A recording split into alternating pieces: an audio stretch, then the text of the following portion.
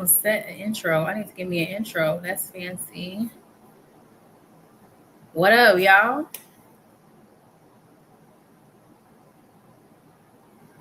Clock in, clock in. Y'all need to clock in.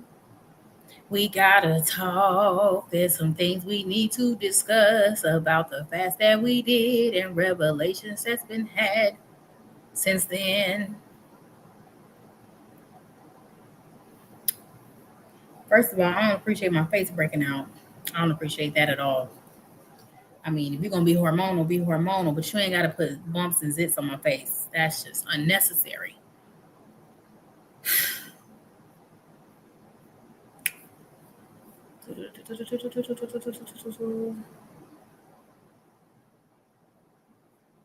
I see two. Hey.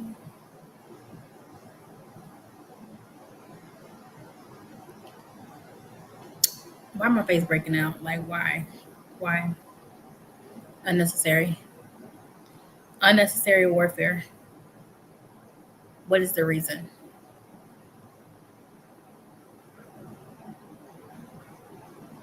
Hey, I'm clocking in, reporting for duty. I know that's right.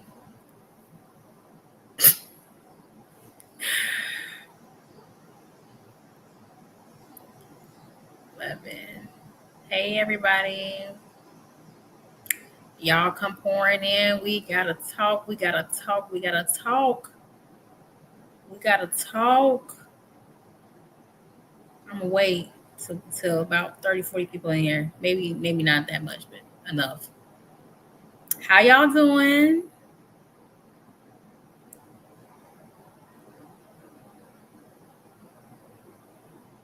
How y'all been since the last live stream?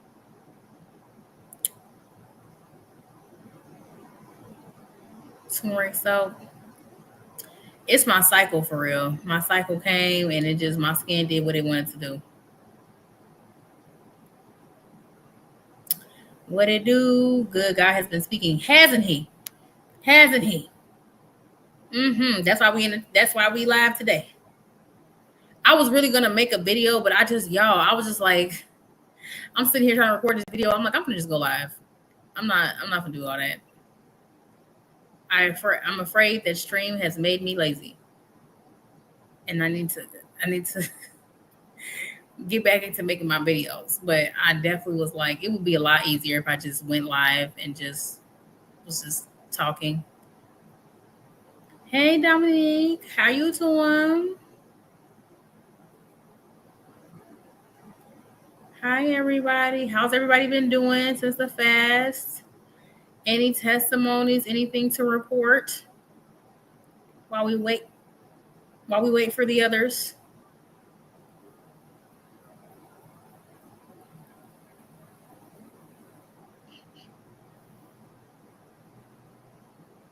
Hello. My scalp itching.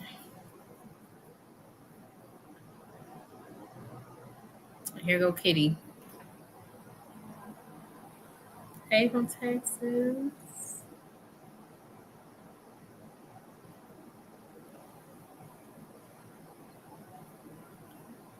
Still trust God. Hello, Bray. I'm new here. God bless you this evening. Hi. God bless you. Thank you for joining. We're 19. I'm not going to front y'all. I'm starting to like streaming a lot better. But I need to upgrade if I'm going to be streaming, I need to upgrade my streaming setup so it can look clearer.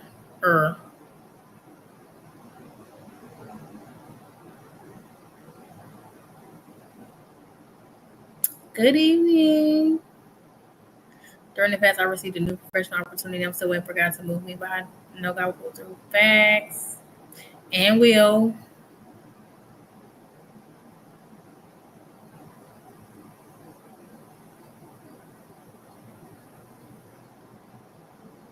Yeah, okay, I'm gonna start when we get to like 30. Y'all, The stuff, the revelations the Lord been giving me, child. I'm like,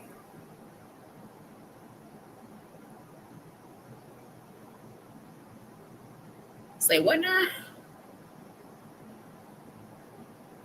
And the stuff that's just been happening, all these people passing away. But the Lord had already told me that was gonna happen. I just didn't think it was gonna be like boom, boom, boom, boom, boom, boom, boom, boom. Like it was a whole week of just death. I was like, man,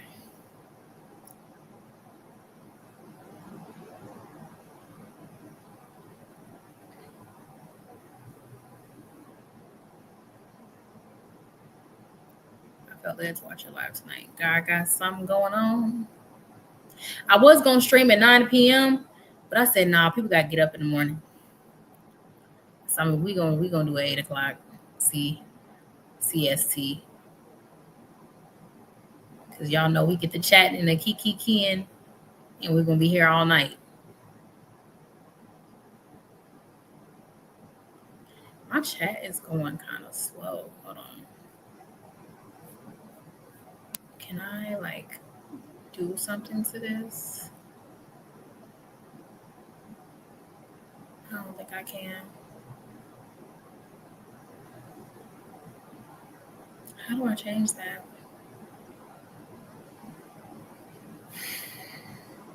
We had 23 in the chat. You guys, tell me what's been going on. How is everybody? I have missed you all.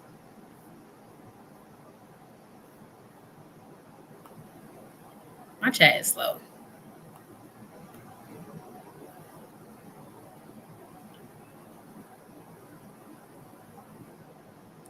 True. God is a promise keeper. Promise keeper, still making it. Okay. Hi, I'm dealing with things. Oh no, wait, is that a? I don't know. Since the warfare has been warfaring, however, the kindness of God unmatched. But God, I feel like the warfare definitely kicked up after the fast was over, but that was to be expected. I did talk about that at the end. I said warfare gonna kick up to try to undo what has been done. And so on my end, I'm like, okay, I see what you're doing.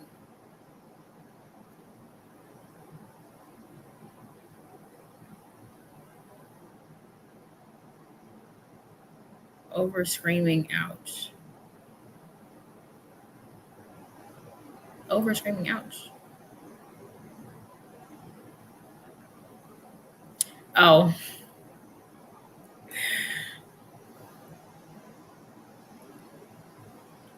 yes, but God.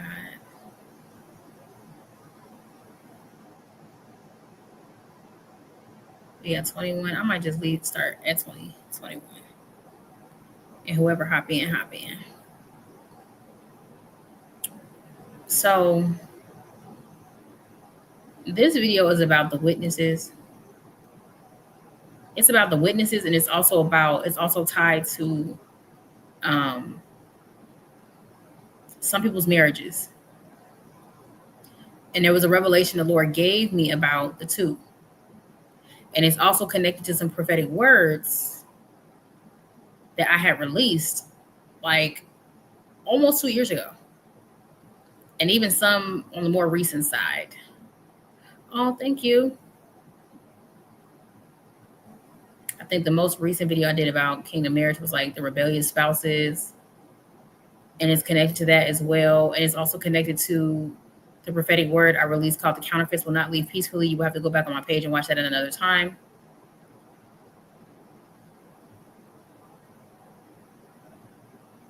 But the Lord had led me to watch this series of reels. Okay, the series of reels called How to Dump a Hockey Player or something. The acting was horrible, like horrible, horrible. I'm like, Lord, why you got me watching this? Like, why you got me watching this mess? Like, this is just like soap opera type of drama, horrible acting, over dramatized. But I'm watching this series, right? And it's a story about a woman who's actually like this rich billionaire, heiress or whatever, and she's hiding her identity from her husband, who was this big superstar hockey player. And even though he is a hockey star and he is a superstar in his own right, he's not holding a candle to this woman or her family, right? And so she conceals her identity. So there's some things that she does in secret. She completely left her family behind to be married to this man. So her father didn't approve. And he was like, either you going to be here with the family and do what you're supposed to be doing, or you can go off, run off with him. And she cut off her family to go be with him. She got pregnant and said, maybe now that I'm pregnant, maybe now my father will accept me, right? So during this time, she's getting ready to reveal her true identity and what's really going on to her husband. Her husband is also about to have a peak in his career. He's about to get signed to one of the biggest teams in the league. But the team is a team that her father owns. So it's a big thing. And so while all this is going on, there is a counterfeit monitoring this lady. There's a counterfeit stalking her husband, and there's a counterfeit stalking her. And this counterfeit has come up with this big elaborate scheme to force this man to marry her. She has come up with a very in-depth plan to ensure that this man marries her. Even though he's already married, she is trying to get the wife out of the way so that she can take her rightful place as his wife. She is looking for dirt on this woman. She has even harmed the man. She created this whole scenario where he got injured and she was supposed to be the one to nurse him back to health. And he was going to be so appreciative of her that he was going to leave his wife behind to go be with her, right? She set up the whole thing to the point where the man got put in a coma. And I said, Lord, why you got me watching this? The Lord, like, keep watching. Keep watching. And so I'm watching this. And this woman, who is a counterfeit, is really, really, really obsessed with this man. She's accusing the wife of cheating. She's accusing the wife of harboring secrets. She's accusing the wife of being this evil, horrible human being, basically projecting, because that's what narcissistic people do. They project. Okay, they project. And she's accusing the wife of doing all these things that she did not do. Now, the one thing the wife was guilty of, okay, was harboring secrets from her husband, right? She didn't tell her husband who she truly was. Of course, she did it for a reason, right? She didn't want it to interfere with his career, and she didn't want it to interfere with their relationship, because how would things change if he knew who she really was? It would be intimidating to him. You know, also her identity was a secret from the world. It wasn't just a secret from her husband. The whole world did not know who she was. So in that sense, she was guilty of hiding something from her husband, but she was not doing what the counterfeit was accusing her of doing. And so I said, Lord, where are we going with this? The Lord was like, this is what's happening with a lot of these kingdom marriages right now. A lot of these counterfeits have devised these really elaborate schemes to ensure that they are married to a specific person. It's not just, the women. Men are doing this as well. Say hi, Kitty. And so in this dream, this lady is coming up with all types of lies. She's seducing him, manipulating him, to the point where he begins to believe some of the lies that this woman is saying. He don't even fact check the stuff that the lady is presenting. This lady is coming to him with evidence, and the evidence ain't even sound. And he's believing it because he saw it with his eyes. Oh, it looked weird, so I'm just gonna believe it, right? And so he starts being mean to his wife. Pushing her away, treating her like the lesser, and starts clinging more and more to the counterfeit. He mistreats the wife and gets closer to the other woman. And she's just like, what did I do to you? I'm your wife. The wife was injured and he didn't even care. He's tending to this other woman, and this other woman is just trying to weasel her way into this man's life. And the wife is like, this woman is lying to you. And he's like, how do you know she's lying? She was there for me when you weren't. She did things for me that you haven't done. He's believing all these lies this lady has put in his mind. She has put a spell over this man. She has put a spell over this man and deceived him into believing something that simply was not true, to the point where he began to deal harshly with his own wife, the person God wanted him to be with. Okay.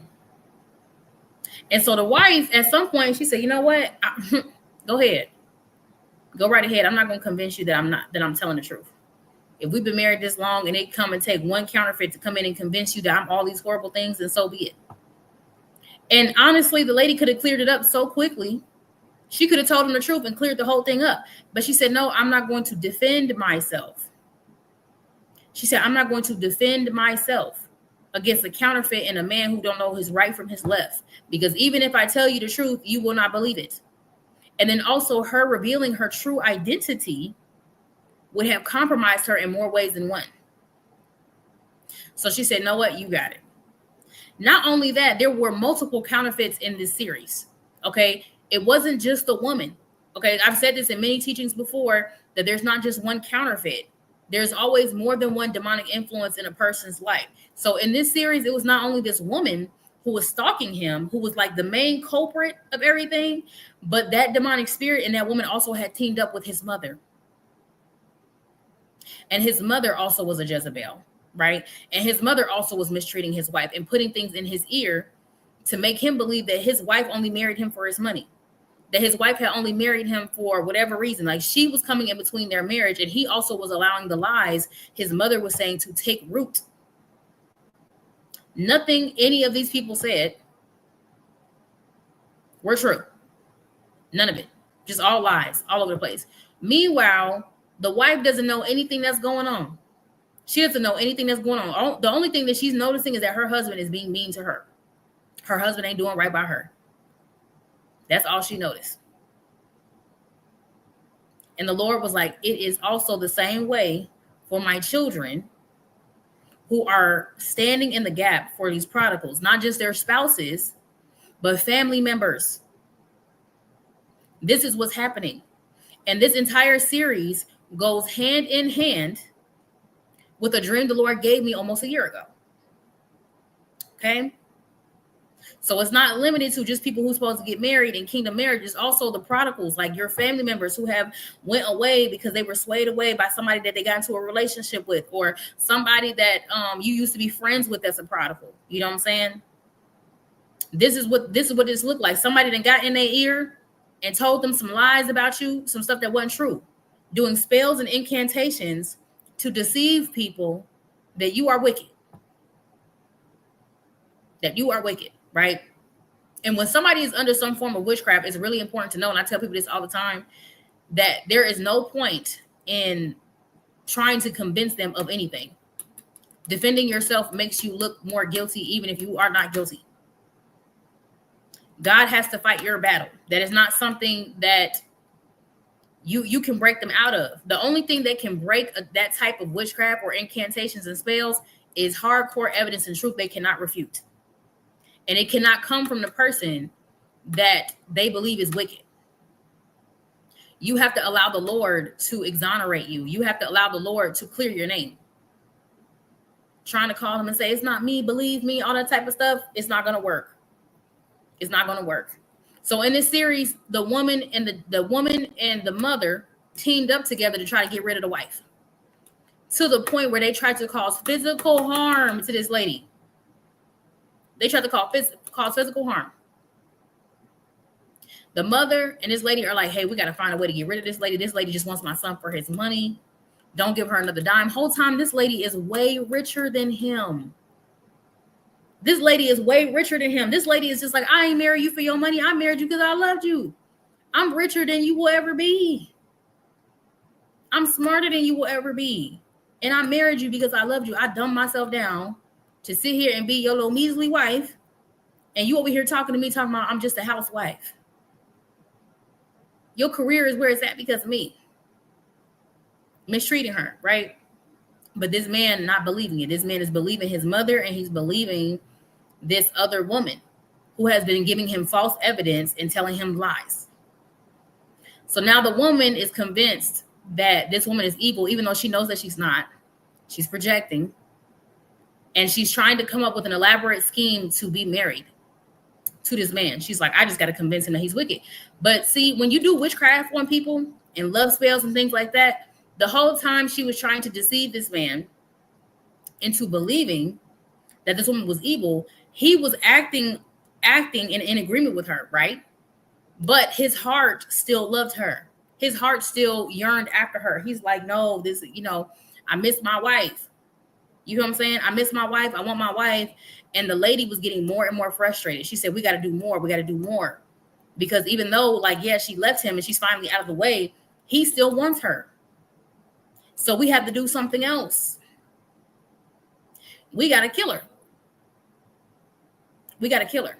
And even before they tried to kill her or physically harm her, they tried to drug the man. They tried to drug him and seduce him. And the mother said, we got to get him over his wife. And the only way we can do that is if we drug him, we make him drink this drink, and then you're going to seduce him, and you're going to sleep with him, have an exchange of fluids, and you got to put it on him. And so that way he'll wake up next to you and he'll forget all about her. And so the mother drugs him, makes him delirious, leaves him alone with this other counterfeit to be seduced. And while he's sitting there, drowsy, she's whispering in his ear spells and incantations. She's saying things like, I'm the only woman for you. I'm the one you're supposed to marry. I'm the one that's supposed to be by your side. Okay? She's saying, I'm the only woman for you. And he's trying to brush her off. He's like, no. Even if, and he stood up and he said, even if I was drugged, I would never touch you. I don't want you. I want my wife. And she's frustrated. This lady still ain't taking no for an answer. This lady like, oh, you gonna tell me no? No, you gonna tell me yes. By this time, the husband had already found proof that his mother and this other lady were lying to him. He found out that they were lying. He said, you guys told me that you took care of me when I was sick. That's not true. My wife was there. You guys weren't even there. You told me that you cared about my career. You actually abandoned me. You didn't come back until you saw that I was doing well. My wife did this for me, not you. And he had realized at that moment he had made a big, big, big mistake.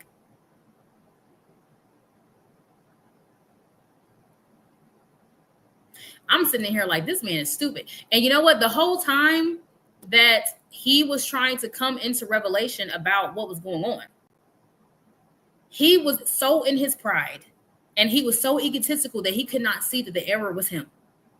And that is the basis of a lot of witchcraft spells. A lot of witchcraft can land on men and women alike because of pride and arrogance and ego. And once he was able to be humbled and stripped of his pride, it was then that the evidence could be presented to him and that he could wake up.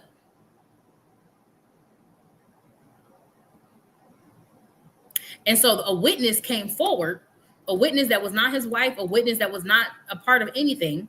It was actually a couple witnesses that came forward and gave him the proof that he needed. So what's going to have to end up happening for a lot of these prodigals and these spouses is that they need to be humbled. They need to be humbled, and they need hard evidence that is not refutable to prove that the people around them have been lying. They need a supernatural account that wakes them up.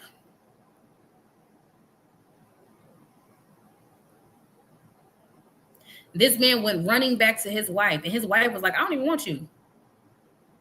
I already divorced you. I don't want you. Dusty. Not only that, ever since she left him, his life was going in a downward spiral, being connected to that woman, and then also listening to his mother. He was making a complete and utter fool of himself. And in this scenario, the Lord was showing me how far these counterfeits will go to stop marriage, to stop people from walking, not only just stopping their marriages, but stopping people from walking in their call, because it's not just about marriage for everybody.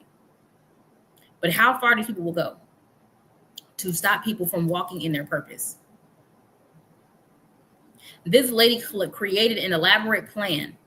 And at the time, nor the husband nor the wife, they didn't know what this lady had planned. This man didn't even know this woman was after him.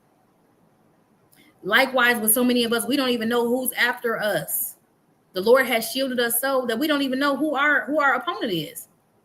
We like, okay, we know something going on, but who's doing this? Who's going these lengths to do these things to me? I don't understand. And this lady would constantly send attacks to the wife. And every time she would send attacks to the wife, she would end up hurting the husband, the man that she wanted to be with.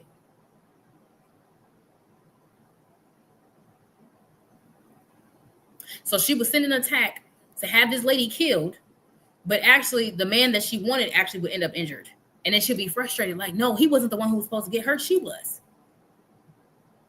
But he would always intercede for her, and he would always interject. And so he would end up taking the blow for her. But she was protected. Wasn't nothing going to happen to her. But even after this man said, I don't want you, she still said, I don't care about none of what you're saying. You gonna marry me. We are going to be together. I'm going to show up. She was showing up to every game, every practice, as if she was his woman. She was persistent. This is why I told you guys during the fast, you have to be persistent in your prayers, because these witches, these warlocks, and these people in the occult are persistent. These evil people are persistent. They don't stop. In the days where you like, I don't really feel like it, are the days where they like, yeah, I'm glad you don't feel like it, because today I'm about to do my big one. The lengths people will go to have what they want. And so this man tries to get his wife back, and she's not feeling it. She's not feeling it. She's like, nah. He realizes that he never really knew who she was and how amazing she was. He finds out her true identity. He says, wow, I'm such an idiot. I said that she was with me for my money, and the whole time she never was with me for my money. I told her that she wasn't by my side, and she was by my side the entire time. Actually risked her own life to even make sure that I had mine. I was such a horrible husband to her. I'm going to spend the rest of my life trying to make this up to her. And one thing that happens during the series that I know this was something God showed me for real was her brother and her father protected this woman while this man was working to redeem himself. He was trying to go straight to her and try to make up for it. And her brother was like, no. You got to redeem yourself as a man first. Redeem yourself as a man first. And maybe I'll consider allowing you to pursue my sister, to pursue her again. Because right now you're not man enough. Redeem yourself first and then pursue. And so a lot of these people who are prodigals have to go through a period where they are going to be redeemed. They have to go through some type of process that allows them to redeem themselves and fix the things that they broke. Not even just with relationships, you know what I'm saying, in terms of like marriage, but also in their life period. The people that they hurt, the mistakes they made along the way, they got to go back and apologize to people and say, you know what, I wasn't in my right mind. I was doing this and I was being deceived and I was being lied to. I'm sorry, going on an apology tour. You know, when people join stuff like AAA or Alcoholics Anonymous or AA or whatever it's called, one thing they have to do is they have to go on a spree of apologies. Like they got to go apologize to people and make amends for the stuff that they've done when they was drunk. And so it will be the same way for a lot of these prodigals and these people who the Lord is telling them that they have to go through some type of process to be redeemed. They have to hold them, so they have to be held accountable for the stuff they was doing to the people when they were being deceived. Because just because you were being deceived and you were under witchcraft does not mean that you get to absolve yourself of any form of accountability. And say, oh, I was under witchcraft, so it's cool. No. God, like, no, I'm still holding you accountable for what you did and what you said to these people or to this person. So even though this man is working hard to redeem himself, guess what? This lady is still stalking him. She's like, no, I'm not. This lady got to go. This lady starts, the psychopath in her starts to be revealed. She's no longer like this lady that's playing shy and, oh, I just want the best for you. No, she turns into a full-blown psychopath. To the point where she holds the wife at gunpoint. And she's like, I'm going to kill her if you don't marry me. I'm going to try to end her life. I'm going to do whatever. Looking like a crazy person. And the Lord was like, this is what a lot of these counterfeits look like. There was a prophetic word that I released. It was a couple of them. It was one prophetic word I had released. It was called the counterfeits know who you are. There was another prophetic word that I released called the counterfeits will not leave peacefully. In the video that I was talking about, the counterfeits know who you are, the Lord was telling me that a lot of these people are nuts. These people are nuts. I mean, cuckoo for Cocoa Puffs. Occult psychopaths. Okay? And when a lot of these prodigals come into get a revelation and they wake up and they snap out of it and they get the truth that they need, they're going to realize how much danger they not only put themselves in, but put people they loved in by allowing this person to be near them or have access to their life. They're like, wow, this lady is nuts. She needs to go to jail. This lady not only tried to set me up to be harmed to put me in a coma, she tried to kill my wife. And I said in that prophetic word, I said, some of these people are going to be so shocked when the mask comes off. When the mask comes off of these counterfeits, people are going to be like, oh my gosh. Some of these people are dealing with occult members, satanic occult people. In this series, this lady was really well connected to people in the industry and really well connected, period. And she was able to pull a lot of this stuff off secretly. And that's how the enemy likes to operate. He likes to operate in secret. But it took for the witnesses, to come forward and expose what was going on. It took multiple witnesses. It took one witness to come forward and let him know that he was being lied to. It took another witness to come forward and let them know that this woman had been scheming on them from the very beginning. This is why the witnesses are so important. And the one witness was putting their life on the line by releasing this information, and they were afraid to say who sent them. They said, oh, you hurt my wife or you hurt my sister. Who sent you? And they were terrified to open up their mouth and say what was going on. Oh my gosh, it's fur. This is why the witnesses are so important. There are people who are in the dark. There are people who need certain information that need to come forward, because without it, people will not be set free and people's lives will be in danger. The Lord says some of these counterfeits are so crazy that they will go as far as to try to murder some of these people. They will try to murder some of these people. It's kind of like, if I can't have you, nobody can, type of thing. Or if I can't have you, they dang sure can't have you. That's what type of time they on. And they're not taking no for an answer, and they're persistent. And they're sending all types of attacks. They're sending all types of false lies and accusations, slandering your name, not only spiritually, but in the physical. This lady in the series also was going to the media and dropping lies about this person, like was going to the internet and the media and releasing lies. Lying, blatant lies. These were blatant lies that didn't even make any sense. But people understand that perception for some people is everything. And once people perceive you in a certain way, you can't change their mind. And this lady knew the power of the media. Kitty, what is going on? Knew the power of the media. Ouch, Kitty. And so this lady is telling all these lies, and she's sending death threats, and she's trying to kill this lady. And the wife don't even know. The wife don't even know that this lady is plotting to have her killed. She doesn't know. They say, hey, I will kiss you, but I feel like you're going to do too much. Tell some, hey, Mr. Boo Boo Kitty. Not too much on my hand. This was hold on, let me put him down.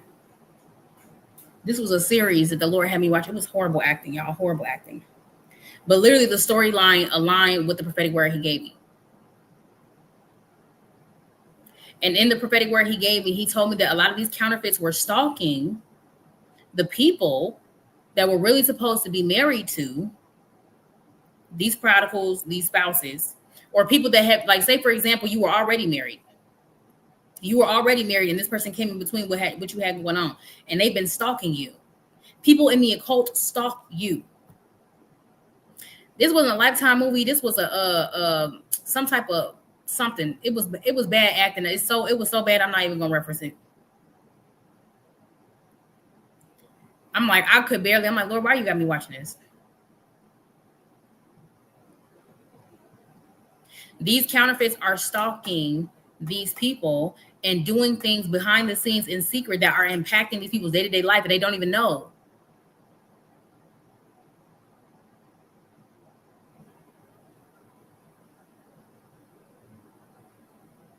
They doing all this stuff. The whole time is other people are completely oblivious. And even if this is not about a spouse, okay, this is about a family member. You standing in the gap, and this is the thing. You're standing in the gap for somebody that the Lord is telling you to stay in. Yeah, it's definitely beyond the monitoring spirit. It's beyond monitoring. Definitely beyond it.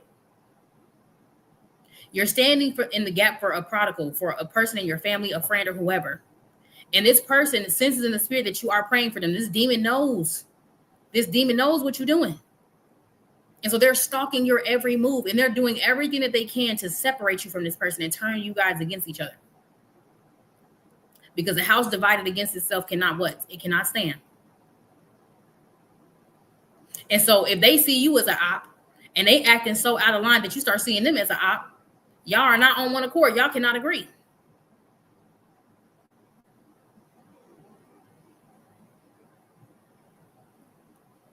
And that's exactly what the enemy wants. And this is not even just with not just with marriages, but friendships as well. I have seen this happen with friendships as well, where the enemy will have people turn on each other who are supposed to have covenant friendships.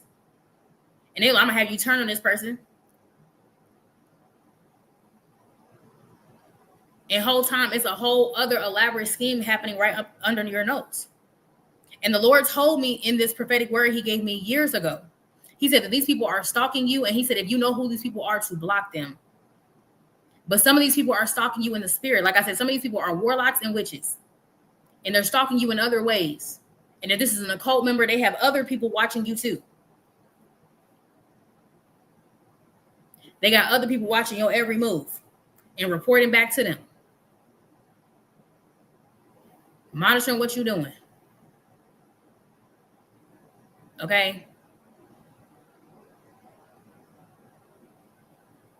The Lord told me that these people are crazy. They are crazy. They are persistent, and it's not going to be until they are exposed in the worst way and the witnesses come forward that this will stop. The truth got to be up and out. These witnesses got to come forward. And the whole time, these people are plotting to have this woman killed, and this woman don't even know. That's why I said in the witnesses coming forward prophetic word, I said some of these people are in danger and they do not know it. And if these witnesses do not come forward, they will have blood on their hands. Because these people will not stop. They will not stop. The other prophetic word about the counterfeits not leaving peacefully. One thing the Lord said to me is that a lot of these people were drugged.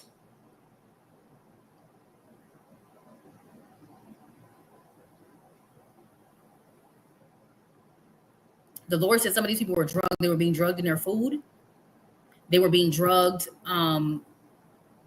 They were being drugged. I forgot. He said like smoothies and stuff, make them a drink or something, et cetera, and they being drugged. And I had warned people in that video, if you feel like that applies to you, stop letting that person make your food. Stop letting that people bring you drinks or whatever. And just take a break from eating their food and drinking their stuff just to see. And the Lord said that them people was being drugged. And then he shows me this small series of this woman drugging him. And like I said in those other videos as well, that there's not just one counterfeit. There's more than one demonic influence in somebody's life. Everybody be looking at the woman. Oh, it's the woman, it's the woman, it's the woman. There's always more than one. In that series, it was more than one. The main two culprits that were controlling the whole show was the mom and the Jezebel woman. They both was Jezebel, but it was the woman who was on the job, and it was the mother. And they were calling the shots and ordering other people to do things.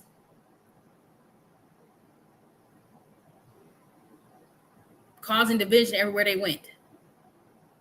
The mom was telling obvious, blatant lies to this woman. Obvious lies. Stuff that was just like, how, even as a man, it's like, sir, now you know that don't make no sense. You know that don't make no sense at all. And he was believing it. And I was frustrated at him. I'm like, I can't, this man is stupid. And he was so egotistical. He's like, man, you so obsessed with me that you can't, you gonna keep doing this, or you gonna keep trying to get back at me. And she's like, you think everything is about you. You think everything I do is about you. Like, sir, didn't you know that I was bigger than the program? Like, literally, this lady is like, I literally make more than you. I literally can coach your rival team and lead it to a championship. And you think that I'm worried about you. You think I slept my way to the top? The mother was accusing her of sleeping around and doing all, and I'm telling y'all, this woman could have cleared all of this up. But she said, no, I'm going to wait. I'm going to wait. And when my name is cleared, it's going to be so public, and I'm going to expose everything that's been going on. And she was going through so much. I'm like, why does she keep going through all this? She could easily just clear this up and stop this right now. But she said, nope, I need to drag this out. I'm going to let them drag it out. They're not going to stop. Even when they began to reveal her true, when she began to reveal her true identity, they still was trying to slander her. They still didn't want to believe that she was who she truly was. They kept trying to convince him that she was a liar. That's not who she is. Look at her. This ain't really who she is. She slept her way here. She's cosplaying. She's not that smart. And this lady is like, okay, you guys are dummies. I'm going to let you dig your own hole. I'm going to let you dig your own pit.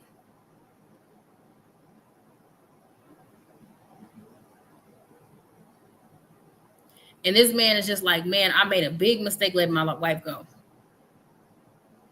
Big mistake letting this person out of my life. Big mistake speaking against this person. And it was also another lesson the Lord taught me in that series as well, is that sometimes the Lord will hide your true identity from people as a form of protection. He wants them, for one, he wants you to see how people really treat you when they don't know who you are. Because if he revealed who you truly were or how valuable you were, of course they would put on a fake front. Of course they're going to do whatever they can to be in their good graces with you. But the Lord was like, no, I want you to see the real heart of these people when they don't know who you are. I want to humble, and then sometimes the Lord will hide your identity to humble the people who are near you and give them the opportunity to repent and reflect.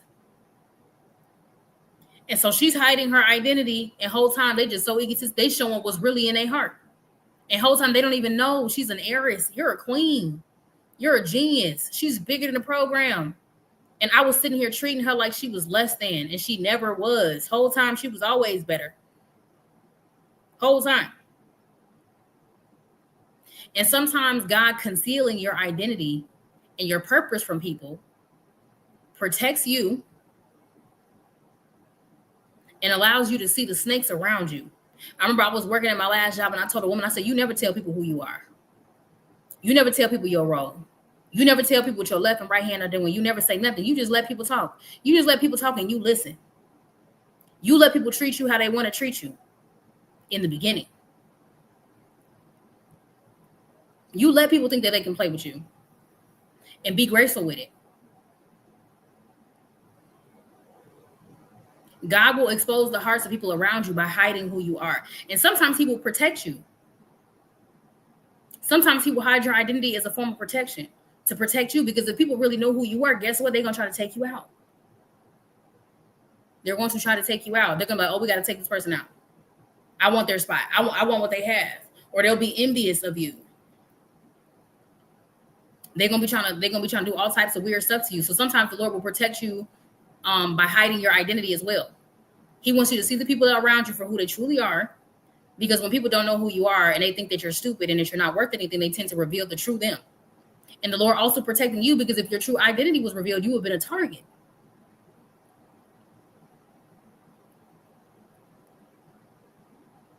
And so the lady ends up leaving her husband. She's like, I'm leaving. You want to be with this woman? Go be with her. You want to be with your mama? Go be with your mama.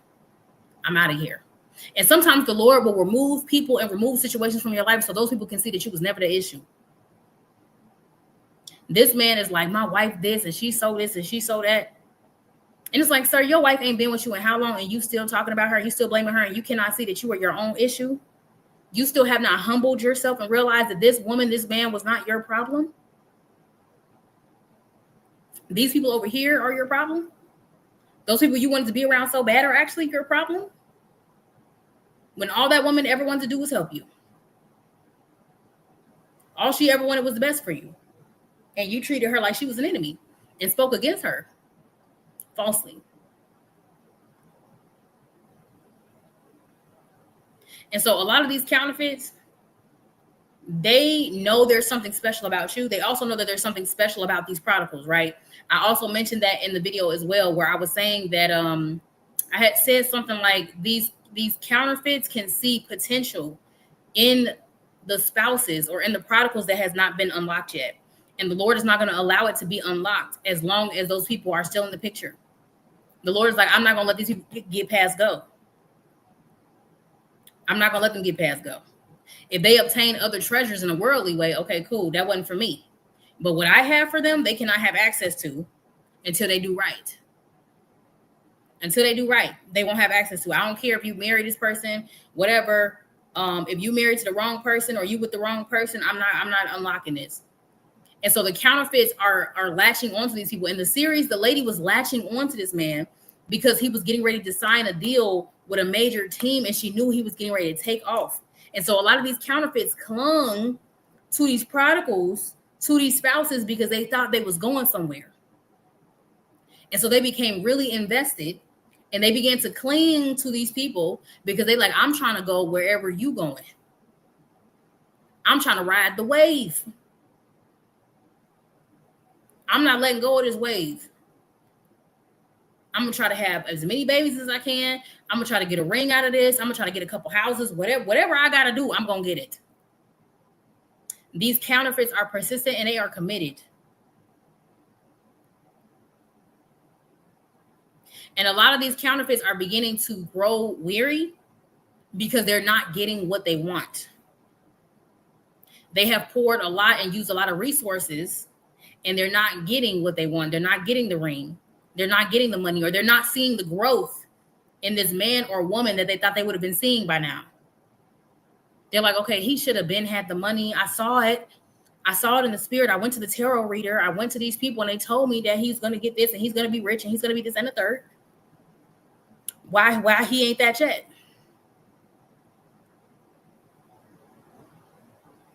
And it's like he will be that person when he releases himself from the shackles of you, or she releases herself from the shackles of you. You the reason why they don't have that yet. You in the way. You in the way.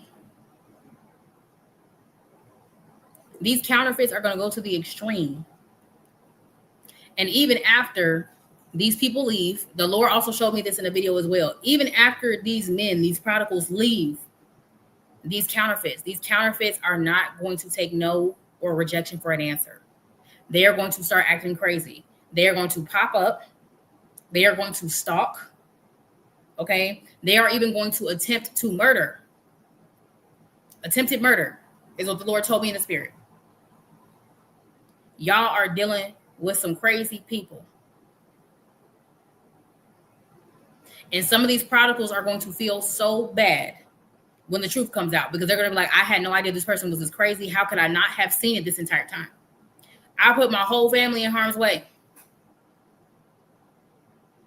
I put myself and the people I love in harm's way, letting these people into my life and telling them my business.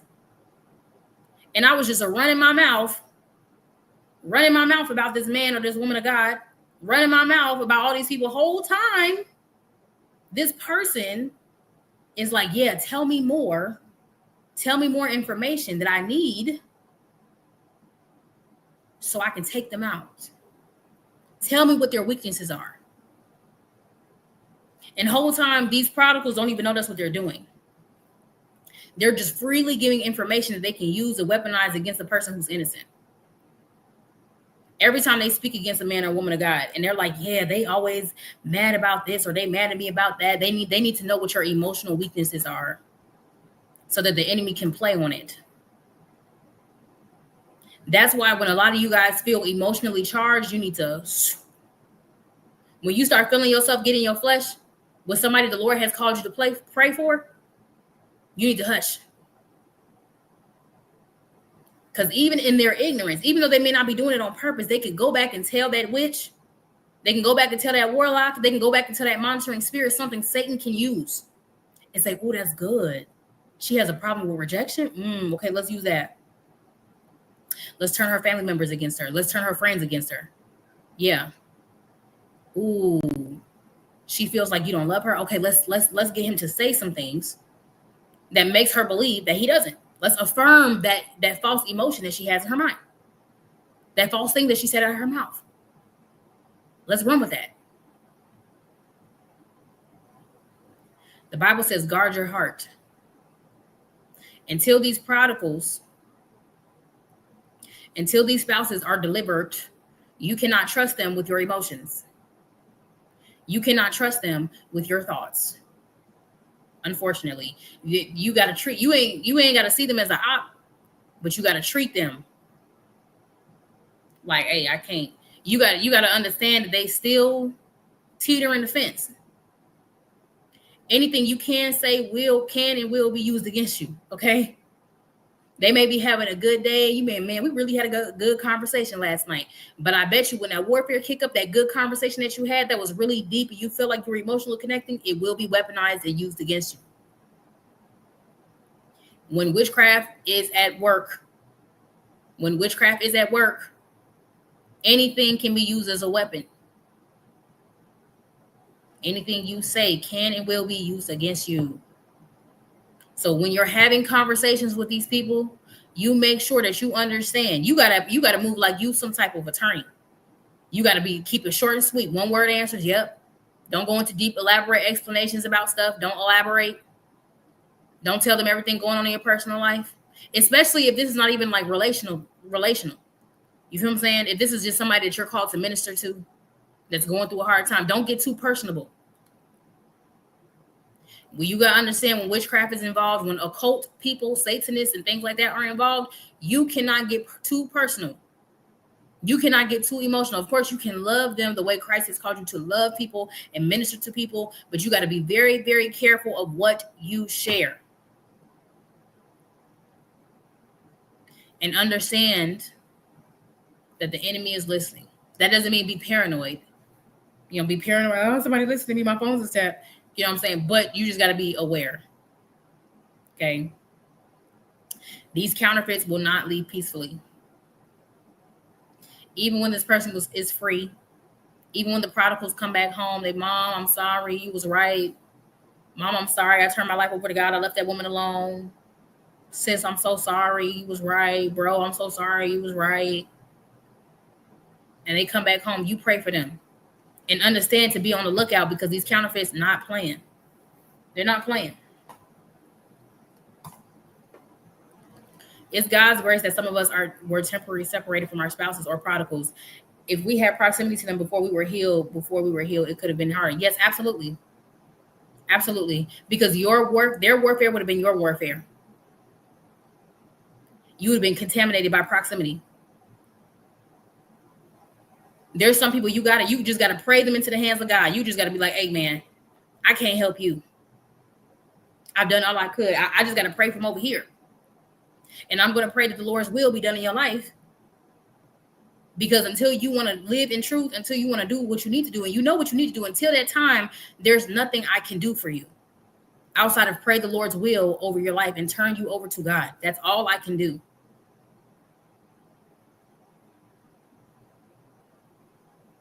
And some people need to be separated. Like, hey, I need to separate myself from you. And then you dealing with this man or woman who's cuckoo for Cocoa Puffs. I'm dang sure about to separate myself from you, because cuckoo for Cocoa Puffs can't come to my house. Cuckoo for Cocoa Puffs don't need to know where I live. Cuckoo for Cocoa Puffs gonna get the word of God and possibly I ain't gonna say that on live. A carnal weapon. A carnal weapon in their rear end. Okay. I almost had to call the cops of my ex 2 weeks ago. He got aggressive because I rejected his attempt to run me back in. Ooh, child. Restraining order. Some of these counterfeits are crazy. They're nuts. Okay.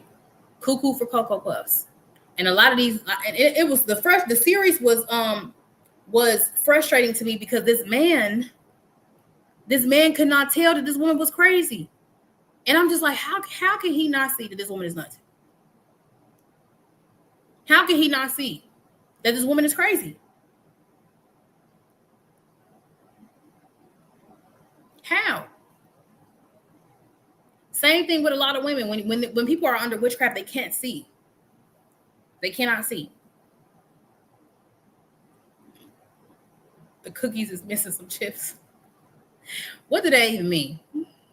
The cookies is missing some chips. I have never heard that before. That's a new one. Tell us they cookie missing some chips. Tell us some pew. Click boom.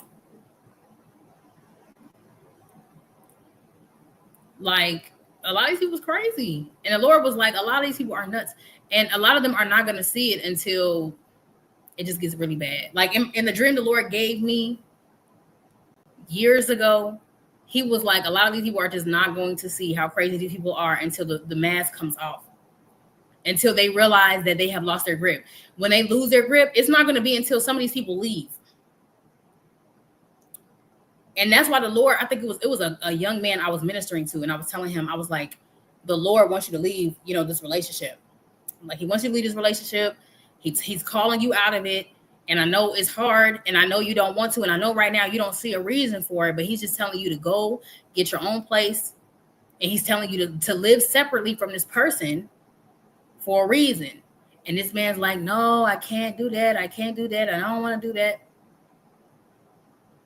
And this woman was doing everything in her power to seduce him and make sure that he stayed. I said, you don't find that suspicious? You don't find that suspicious? That you're like, hey, I'm trying to stop fornicating, and I feel like until we marry, we should just like live separately, but I'm going to live close by. Your clock is Mrs. Cruz. I'm gonna live close by. And sometimes you just gotta leave. Like, sometimes the Lord like not gonna tell you why. He like, oh, just go ahead and leave. I'm gonna show you why. I'm gonna show you that this person is nuts. Go ahead and walk out the door and see what happens.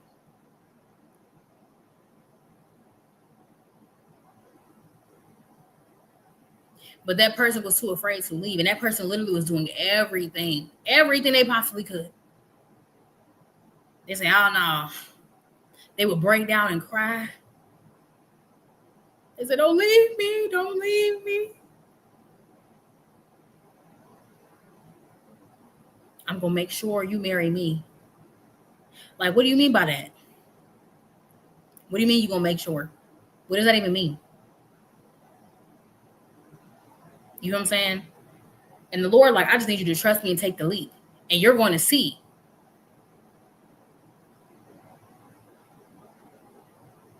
Like, you're going to see when you separate yourself. There's some people that the Lord told me to separate from years ago that I didn't understand until I separated myself. And I said, oh, yeah, I get it.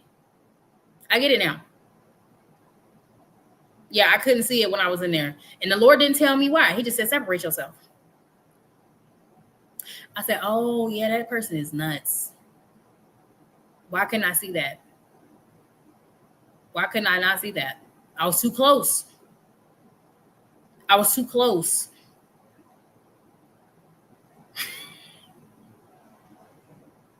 The devil is a please tell us the devil is a cockeyed lie. Sometimes you too close to a situation to see it.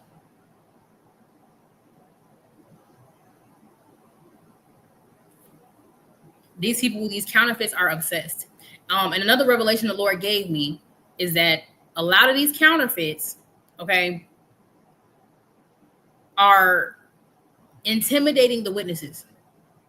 There are witnesses that have information, but they're using intimidation to keep these people from coming forward. Okay. So these people who are the witnesses that need to come forward, we need to be praying against whatever intimidation tactics they're using to keep these people quiet. And praying the scripture, like, I don't know, like, Lord, I don't know what these people are doing to keep these witnesses quiet. I don't know what they got against them. I don't know what type of fear tactics they're using. But we bind it up right now and we rebuke it. And we cancel every demonic assignment that's keeping them quiet, that's keeping them afraid, that's putting fear in their mind. Because if they stalking all these people, you know, to ensure that they have a specific person, imagine who else they're stalking to make sure that they don't talk.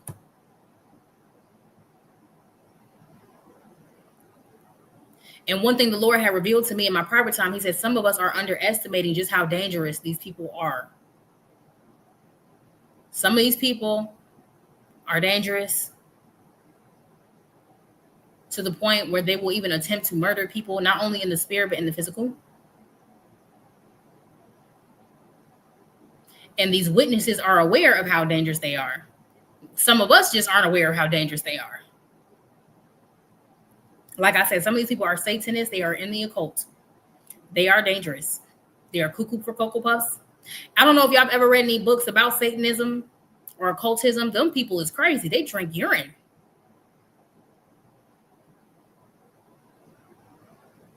They drink urine. Anybody who drinks urine or eats feces in human flesh is a nutcase. Like, or anybody who does any type of incantations or rituals that involve anything like that. Like, I don't want to reason with nobody who does that. I don't want to try to talk to nobody who does that. Yes, girl, occult members, occult people, Satanists, they drink all types of animal urine, human urine. They're nasty. They are nasty.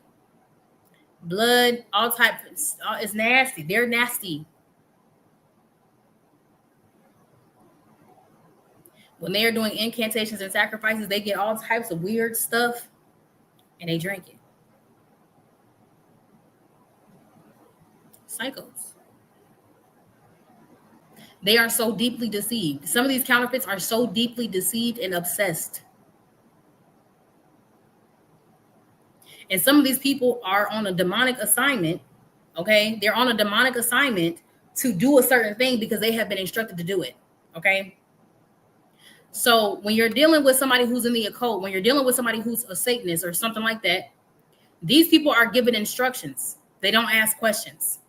You feel what I'm saying? So if you're dealing with somebody who's a Satanist or somebody who's in the occult, the Satan or whoever is over them, the priests that are over them gave them instructions.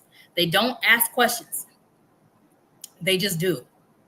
So if Satan or whoever came to them and said, kill this person, or I need you to marry this person, or I need you to infiltrate this marriage, or I need you to do this, Y, and Z, they're not going to ask.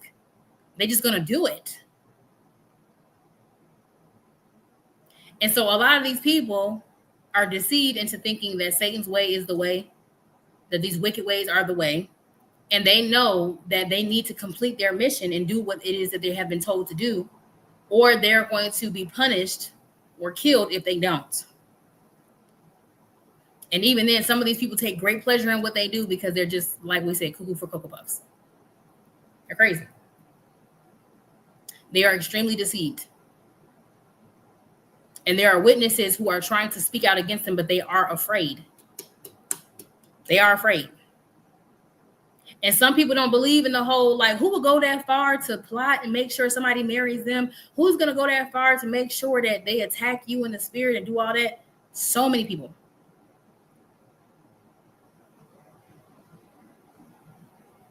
on some drinking pee of any kind. You draw the line. There's way other lines that needed to be drawn before they got to the point of drinking pee. Okay. They be doing all types of nasty stuff. I'm telling y'all, these people are committed. They are persistent and they are committed. This is why I tell people, I was just having a conversation with somebody the other day, and I was saying a lot of people in the body of Christ are a joke. Like we are so like lazy in America specifically. We complain about praying. We complain about fasting. Whole time when people are initiated into these cults, they are trained to die to their flesh for the wrong reasons, of course. Like you automatically throw your flesh out the window and you become a soldier and you do whatever it is that you need to do to complete your mission, right? Even though fear and other tactics are used, they are trained in martial arts, Tai Chi. They are trained to use all types of weapons. They are disciplined. They are in shape in most cases. They are smart. They are witty. They know how to blend in. They know how to follow orders. Okay. When they come into the occult, they respect the rank. They like, hey, I know who this person is over me. This person got more rank and information than me. And so I got to learn from them. But when it comes to people in the body of Christ, we ask 1,000,001 questions. God tell us to do something. We got to, I don't know. Was that really God who told me that? There's somebody who's higher in rank. Oh, you don't want to listen to that person? I don't know if I'm going to listen to you because God didn't tell me to. I'm going to wait for God to tell me something before I do it. And whole time, these people in this occult, they don't ask questions. They just like, hey, I see the rank. We know what it is. We're going to do what we need to do. But Christians cannot fall in line. We complain too much. We're too selfish. We got too much ego. Literally in America. America is literally the land of the selfish and the prideful.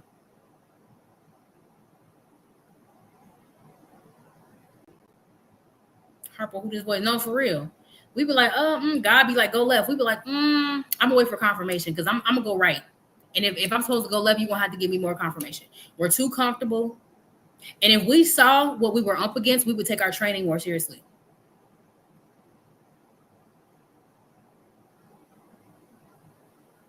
If we saw our opponent and how they trained, we would take our training more seriously. We wouldn't be fighting to get up at 2 a.m. and pray when God calls us to. We wouldn't be complaining about having to fast. We would not be complaining about having to go up and take a walk and make sure we take care of our bodies. Because if we saw how our opponent was training, we'd be like, oh, snap, I didn't even know they was training like that. I need to get my cookies up. These people have mastered the art of making sure that their mind is in alignment with their body. And so even when they don't want to do something, they like, hey, yeah, we're going to have to do this. People in the body of Christ, they be like, if I don't feel like doing this right now, I don't want to do it. I don't want to read my word right now. Matter of fact, I'm going to take a break. I'm going to go to church in Caicos.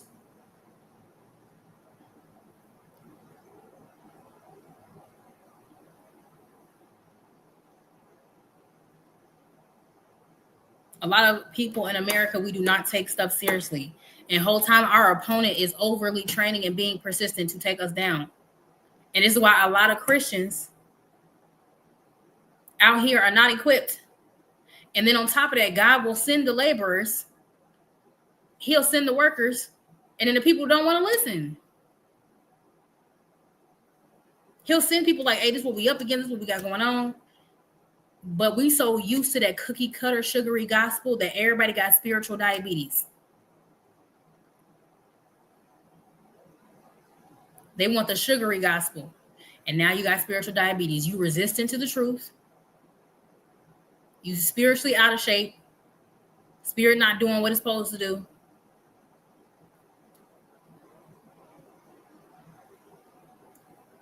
The sugar gospel. Grace. We want grace, Lord. Blessings and checks in the mail. Give me a husband, Lord.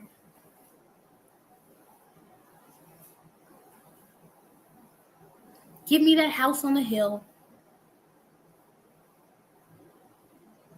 God, keep me away from my haters. My haters are in my way.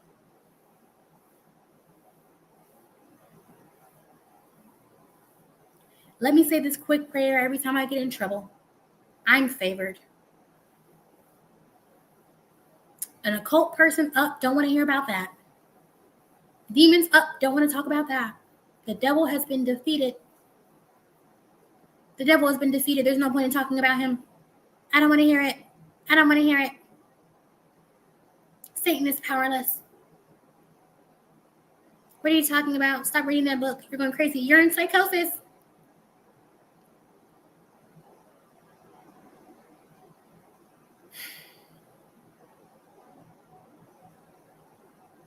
Right. Gimme, Lord. Give me, Lord. Give me grace. Give me more time.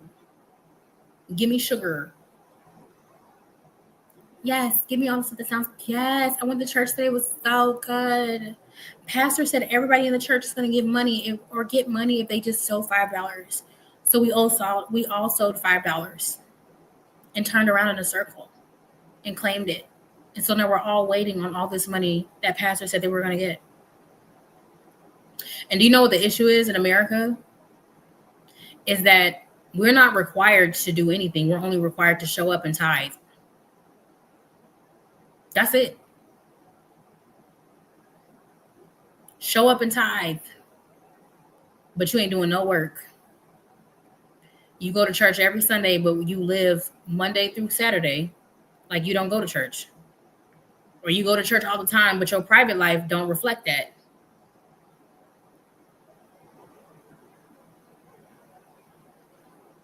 And they tell me, I'm God's favorite. Is you?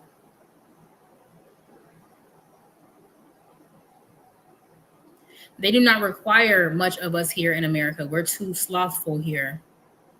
We're cloaked here. If they knew the darkness and the stuff that was really happening, people will be like, okay, we need to do something because we're not doing what we think we're doing here. There are so many sleeping Christians here.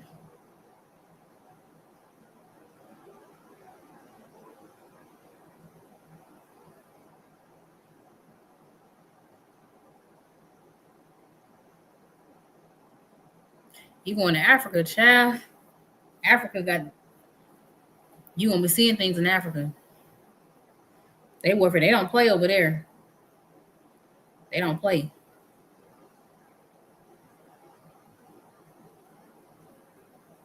There's no real authority in the church.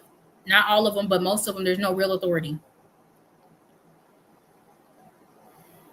And so people are not equipped.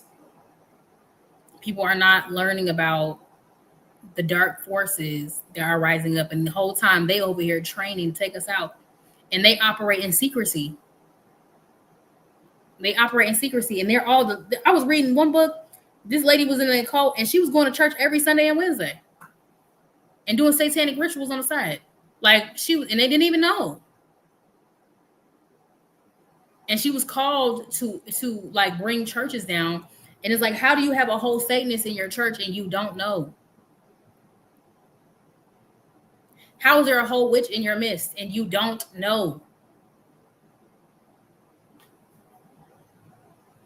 How ain't nobody picked up on it? Because people are sleeping.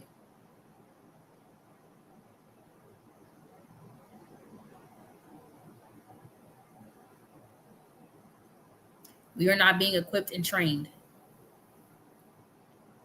I rebuke this ringing in my ear.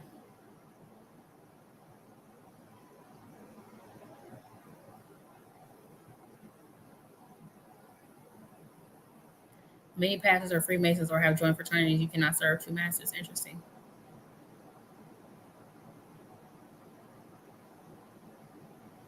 There are people out there who call themselves soldiers, don't even understand what that means.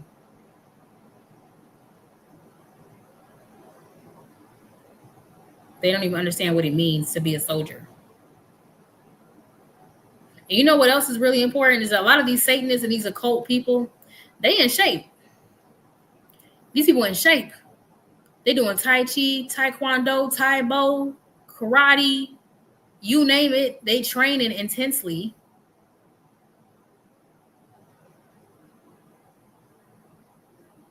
Y'all heard ringing in the ear was good. I heard ringing in the ear was bad.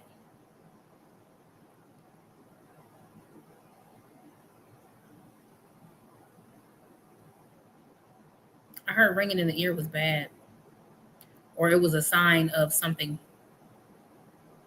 And when I just rebuked it, it stopped before it even went too far. This is my left ear. If it's ringing, and my ear don't ring often, if my ear is ringing, that means something's up. Something's up, and I'll rebuke it, and it stops. But I used to ignore it.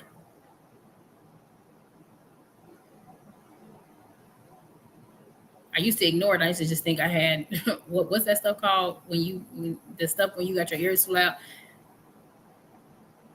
It doesn't happen often, but I just heard it just now, and I'm over here talking about the occult, and my ears start ringing. So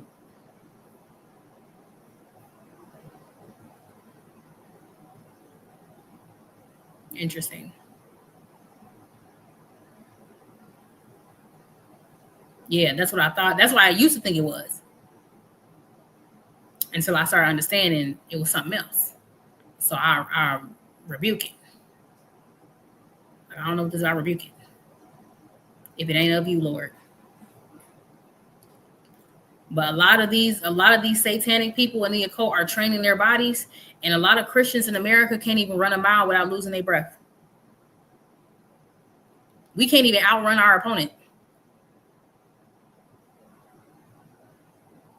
Spiritually or actually literally. That's crazy. And there's some people in the occult who know the scripture better than most Christians.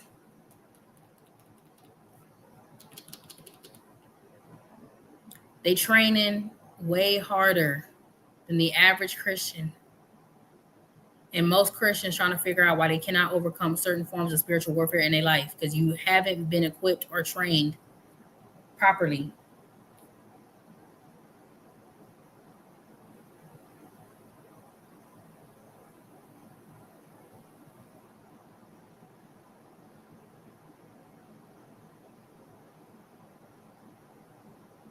The devil absolutely knows the word.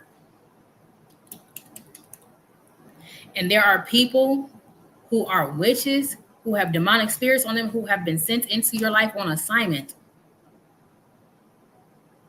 Day one, when they approached you. These are counterfeits that approached you, approached your person, approached your family member. Day one, they had an agenda. And they just thinking, oh, it's meant to be. This person came into my life at the right time. You're right. They did come at the right time. Satan knows scripture. Absolutely.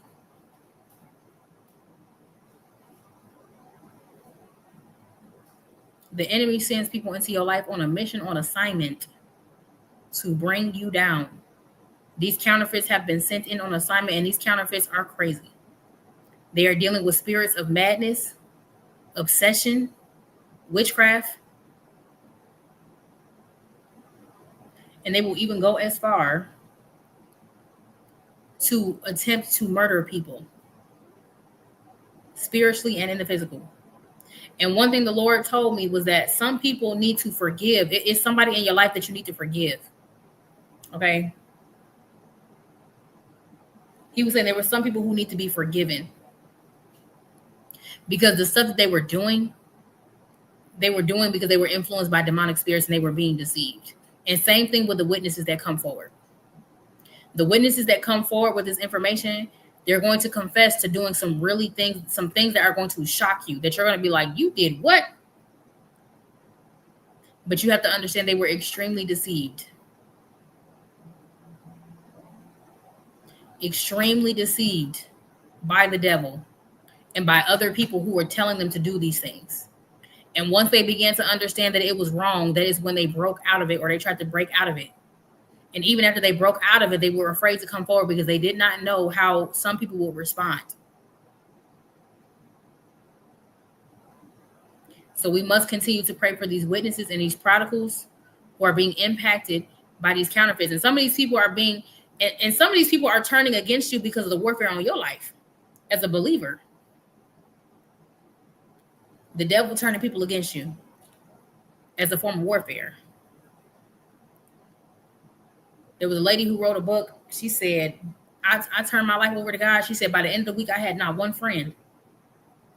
She said all her family members cut her off because they felt like she was not mentally well.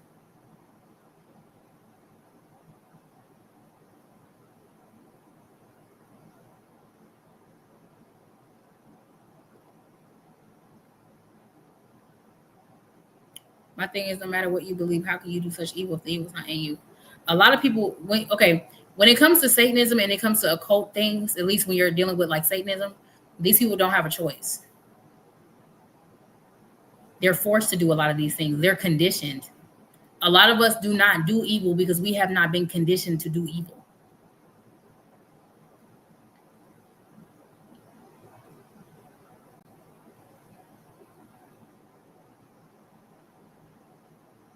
Yep, taught wrong from birth, finding out the truth that they were doing wrong. Who thinks that is their mom teacher? Yeah. Some people have been conditioned for a long period of time, and you will never know what you're capable of when you're conditioned to behave a certain type of way.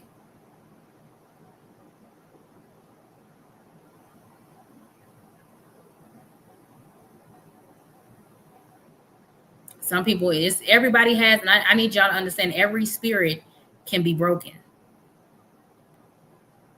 Everybody has a breaking point.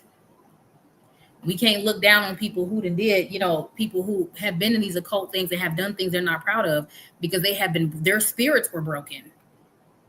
They were conditioned and broken to do what they were doing to the point where some people become completely numb. Completely numb.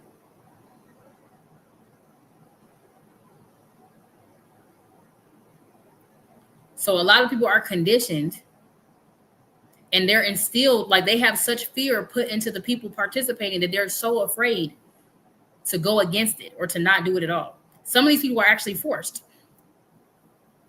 It's not that they wanted to do it, they were forced to do it. So some people it's forced. Some people it's kind of just like they evil. They just evil and they just do it. But some people, it's cultural. They were conditioned. Their spirits were broken very early on, and they just became more and more and more and more evil.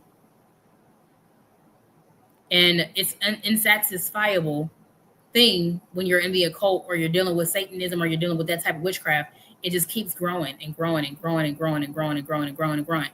And there's levels. You keep getting more and more wicked.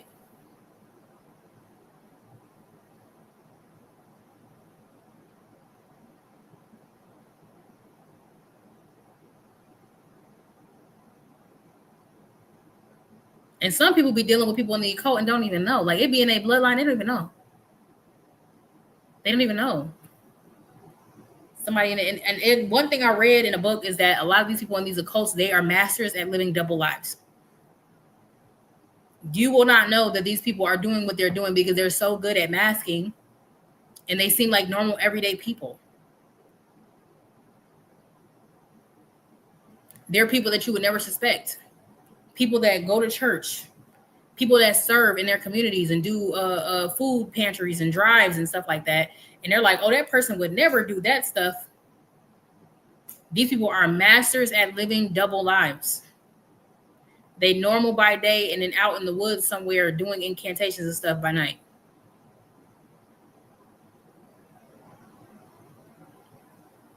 When you study Satanism, a lot of these people do not know where it's leading them. They don't know.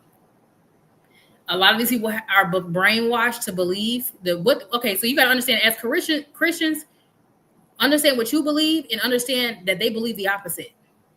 We believe that Jesus Christ died on the cross for our sins and that the enemy was defeated, right? In that, Satanists believe that Jesus was a sacrifice for Satan. They believe that Jesus was defeated. They believe that Satan is the Lord of all lords. And they believe that he's the one that's reigning on the earth, that he's the one that's the most powerful. And that Jesus is a mockery. Jesus is a joke. That's what they believe. And a lot of them think that Satan really loves them. That's what they believe. They think that Satan really, really loves them.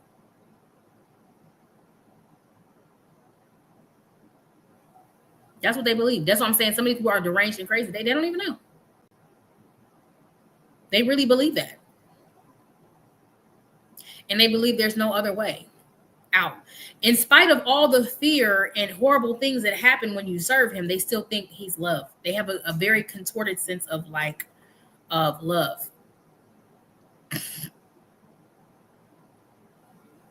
Satan knows it, but they don't. They even do something called like a Black Sabbath. And the Black Sabbath is basically a mockery of Easter. And so we honor, Easter and, what I'm saying, and Jesus dying on the cross for our sins. And so the enemy does a Black Sabbath that basically reenacts the crucifixion of Jesus Christ, where they actually sacrifice people and reenact the entire thing. Like they torment a person the same way Jesus was tormented and end up killing him. And they celebrate it to make it seem like, oh, this is the day that Jesus Christ was defeated. And so we're going to grab an innocent person and we're going to torment them the same way Jesus was tormented before he was on the cross, and we're going to kill him. That's what they do. Like, this is what these people do.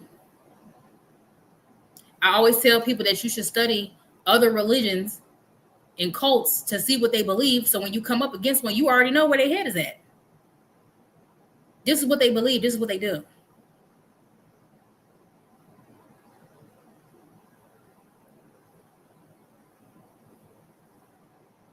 This is what they do. That's why people be like, oh, Satan. Like you come in contact with a Satanist or a Freemason of a certain rank, a Satanist of a certain rank, you already know where their head is at. They believe Satan is the light, like he's a light. They are nuts. And some of them know the truth. They still just want to enforce evil because they're just evil.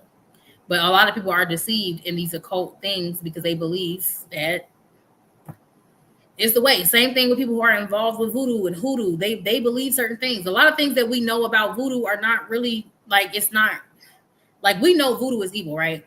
But it's actually a religion. The Yoruba religion, they have a certain belief that it's like, okay, if you didn't know Jesus and you knew nothing about Christianity, of course somebody like that would believe something like that because that doesn't sound too bad.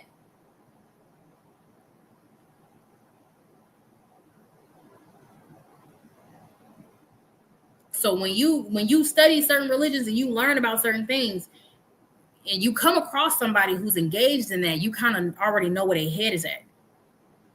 You kind of already know what they've been indoctrinated into. And you also know how to pray for them.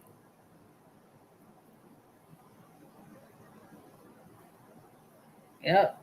They sacrifice children. They assault children.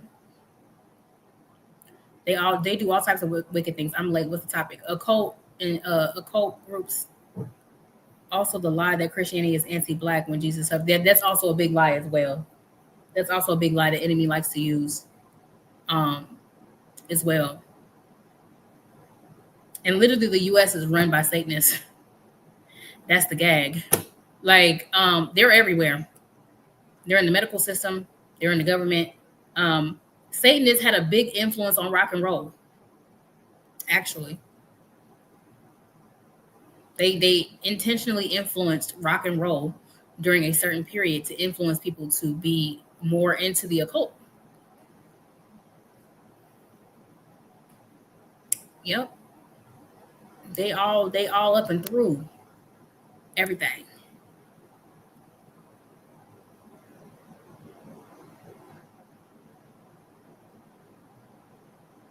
But a lot of these people are in these occults, they don't know that they're being deceived. There's a lot of people who believe that Jesus was a witch. I've literally seen witches say Jesus was a witch.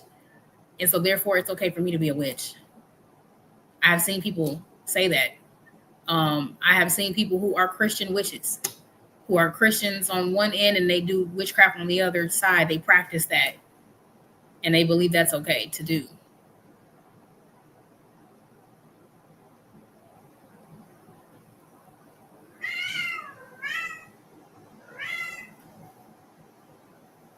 Like there are so many people who believe so many very contorted things, and it's kind of just like, what?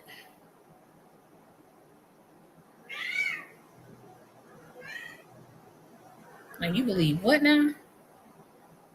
What you mean you going to church on Sunday reading your Bible and then you go home and you do incantations?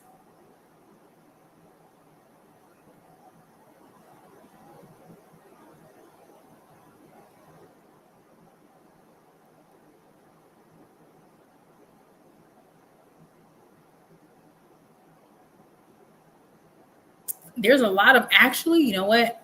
There's a lot there's a lot of witchcraft that does influence Christianity in certain denominations. In certain denominations specifically, which one was it? It was what denomination was this? And I know the denomination because I couldn't stand going to these churches because I'd be there all day. They just never them people be there all day. Um, what denomination is this that was heavily influenced by warlocks? It was um I want to say one of them was the Pentecostal church. Kojic. Yeah, it was Kojic. It was Pentecostal and Kojic. Yep. Those two denominations. Kojic churches, when as soon as I hear Kojic, I'd be like, I'd be like, nah, I'm good. I gotta eat. I gotta eat before I go, and I know I ain't staying long. I mean, all Kojic churches ain't bad, but the origins of the Kojic denomination, right? Gotta look into that. And some of them still carry over. Like I'll never forget. I went to this Kojic church, and the pastor was like, they are obsessed with rituals, specifically Kojic. Some Kojic churches, not all Kojic churches, okay. All Kojic churches are not like this. There's some Kojic churches that are really like, they really be doing the Lord's work, right? But I went to this one Kojic church, and this one man was like, God told everybody in here to give me $50. And then you're going to put it in the air and you're going to turn in a circle 5 times. And then you're going to jump up and down, and then you're going to put sand. I was like, what? And everybody in the church did it. And at the time I was so young and so new to it, I didn't know what like I was seeing. And he would do this often to people, to newcomers, all the time. And he also would do all types of stuff that I was just like, what is happening? Where did he get that from? Oh, it's a Kojic thing. I'd be like, oh, yeah, no. Like it was a lot of stuff like, Catholicism, the United Methodist Church, Pentecostal, Kojic. There's a lot of like witchcraft that slipped in there.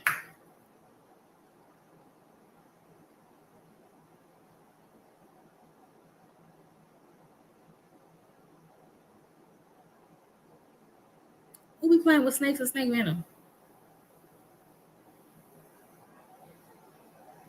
But all Kojic churches are not like that. All Pentecostal churches are not like that. But there are some who have some, like they let some stuff slip in there. And I'll be like, what is going on here? You got to be careful.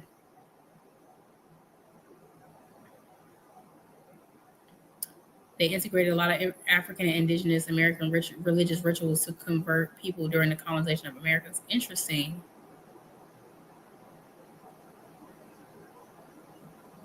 Yeah, I tell people, especially when it comes to,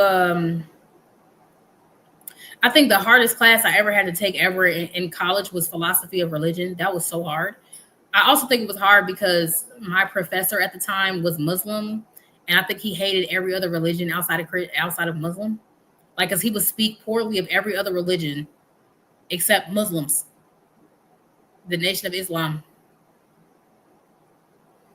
And I'm like, what? It was one of the hardest classes I ever had to take, but it was very enlightening, and I learned a lot about other people's religion, Buddhism, Hinduism, what they believe and what they practice, why they practice it. We even went to, I think we went to a mosque. We went to a Buddhist temple, and just saw like what these people do. You know what I'm saying? And he was saying it's very important to understand philosophy of other people's religions, even no matter what path you take.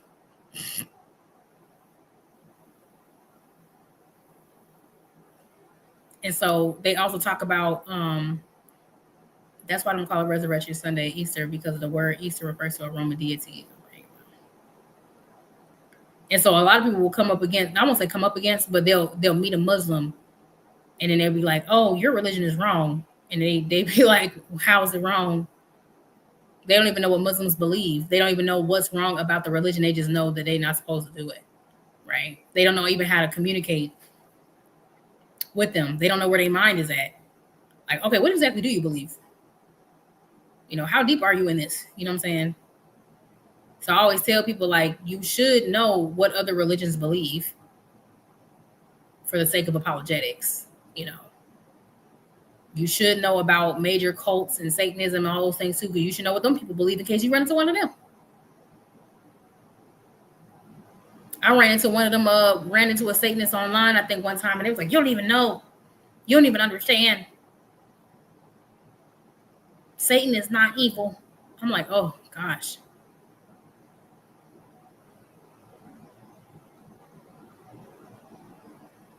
Satan is love. I'm like, oh, my gosh, you are so far gone. You guys are the ones who've been lied to. I'm like, pfft.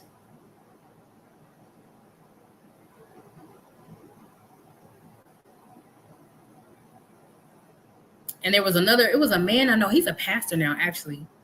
And when he met his wife, she was Muslim. She wasn't like a devoted Muslim, but she was raised to be Muslim. Like her family, like, was a part of the Islam.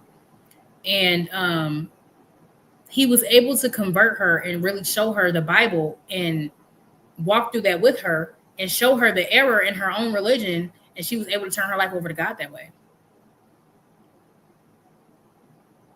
Because he knew what she believed. He knew the errors in the Quran or why it contradicted the Bible. And he was able to walk through that with her.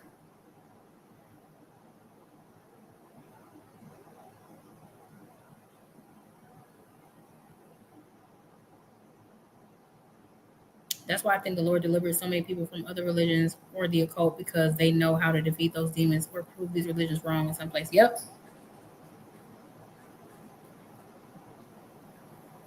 And a lot of these witnesses that are going to come forward, a lot of them may have been that we were praying for and interceding for when we were fasting. They may have been in the occult or may have been dabbling in some form of witchcraft that some people may not be familiar with.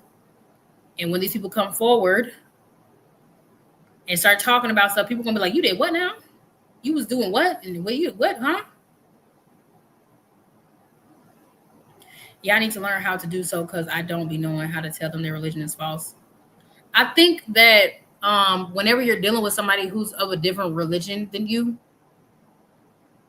I think that the goal is not to necessarily prove that their religion is false in an argument, right? But to show them Jesus in how you live, and just share, and then just find a way to share the truth with them that doesn't necessarily put you in a defense mode, like you got to defend your faith, because that will turn people away from you. You know what I'm saying? Like, you'll be like, this is why your religion is false, and this, and the third. Now, sometimes you may get put into a position where you may have to do that, but that shouldn't always be how it's done. You should be like, hey, look, I know, let's talk about it. If they're willing and open to talking about that, hey, let's have a conversation. I really want to show you some things that I learned.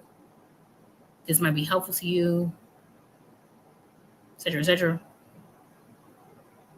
Or just praying that the Lord reveal himself to them. I know one lady who was like a Muslim, or she was something else, and her husband's family was just so loving and so full of light and praying for her all the time that her just being around them piqued her interest. Her just being around them made her curious. Oh my gosh, don't get me started on Hebrew Israelites. They are so nauseating. Hebrew Israelites are, man.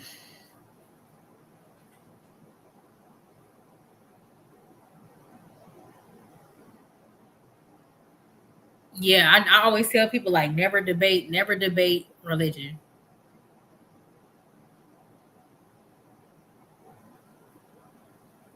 Yep, yep. You should never. I won't say never, because sometimes God will call you to be direct. But them Hebrew Israelites, child, I be like, I don't even got time. I don't even got time. I don't got time. They are nauseating, and they never shut up. They never stop talking. They just want to argue all the time. I'll never forget. This was years ago. This was years ago before I was taking my walk with Christ seriously. I had went to a Sunday service, one of Kanye West's Sunday service, because I had some people I went to school with that was singing in the choir, and they was outside the stadium harassing us.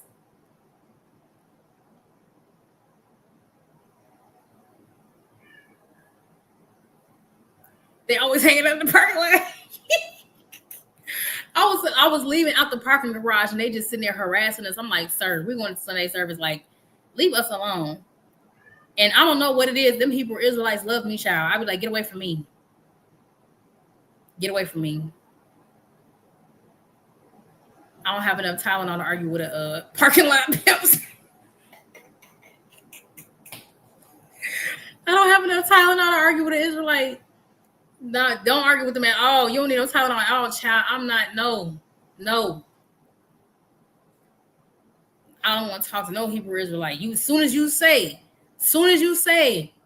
I'm a Hebrew Israelite, baby, I'm out. What's that mean when they be like they disappear? That's me. I'm out of here. I'm out of here. I'm not. No.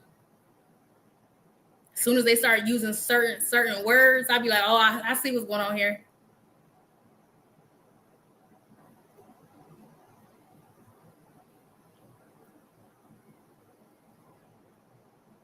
I mean, they may be extreme, but when Jesus was a baby, if he were a white baby with blue eyes, I mean, we can sit here and talk about how Jesus was not clearly wasn't white with blue eyes. We know this, but that's not the whole thing with their religion. The whole thing with Hebrew Israelites, a lot of them believe that Jesus Christ is not the Messiah. That's the issue. Not only do they have like this race factor, they have this whole thing where they believe that Jesus Christ is not the Messiah. And so we are still under the Old Testament laws. That's what a lot of them believe.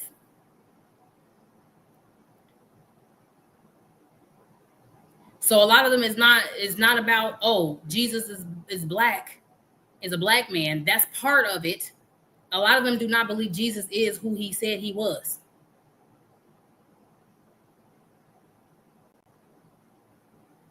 They do not believe that Jesus Christ was the Messiah or that he was, who he said he was. They don't. A lot of them do not. I don't know if some others of them believe. They believe he was a prophet. They believe he was I forgot what they believe he was, but they do not believe that he is the Messiah. And they believe that we should still very much so be under the Old Testament laws, and that we are all like in sin right now because we're not following them. And so they're trying to get us to go back to the Old Testament and live in the Old Testament. Right. They're basically following Judaism, but they believe that a real Jewish people or whatever. Yeah. Yeah. They don't believe Jesus Christ is who he says he is. They believe in Judaism. They believe in the Old Testament laws. They feel like we should be wearing exactly the same clothing. They everything in the Old Testament to a T. And the shame is that a lot of Hebrew Israelites are extremely smart. A lot of them are extremely smart. It's such a, and they frustrate me so bad because it just seems like, I won't say a waste of knowledge, but it just seems like a waste of study. You study all of this, you know all this scripture, and you're utilizing it and weaponizing it for the wrong thing.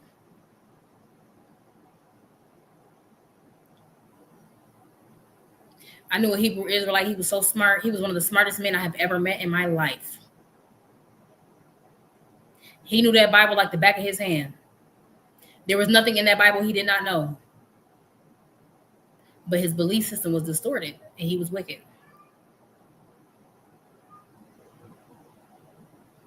And I said, you make me so mad. How you can be so smart and just waste a brain that God gave you like that. Just wasting it.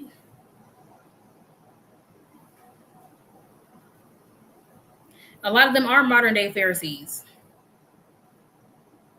and parking lot pimps. Like they said, they pimps. They be trying to recruit women.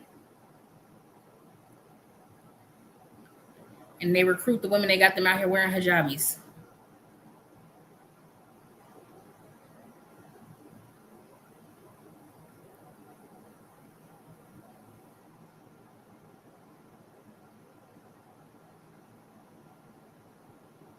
We've lost some of our greatest mind of Hotep logic. That's facts.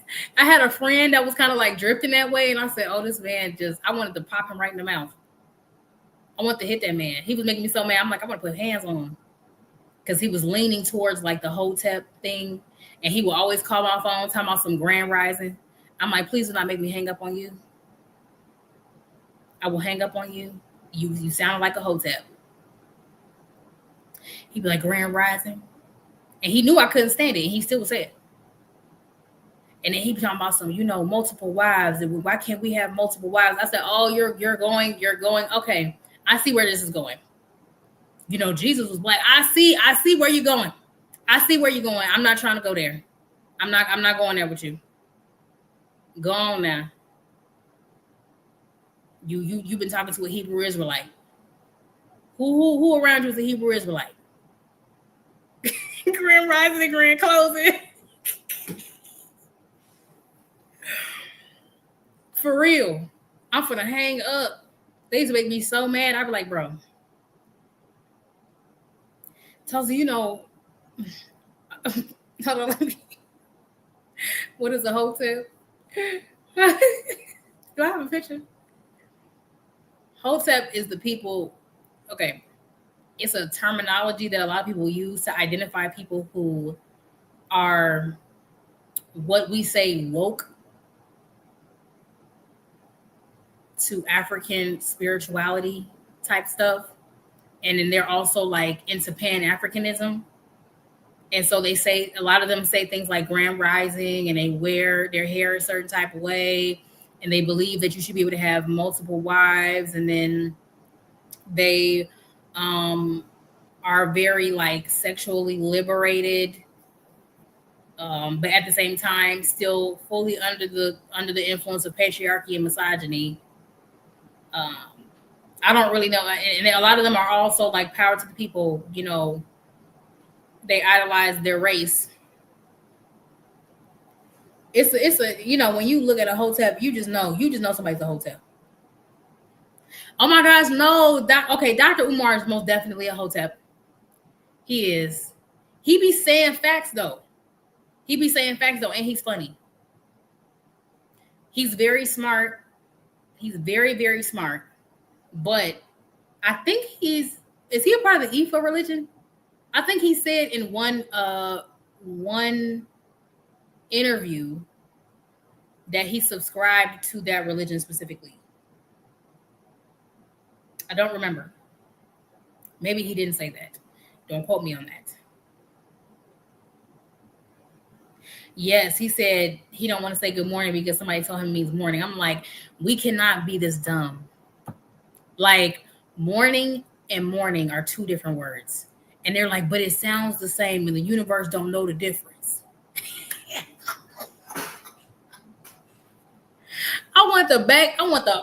I'm like, you could get out of my face with that. The universe don't know the difference when you say morning. It don't.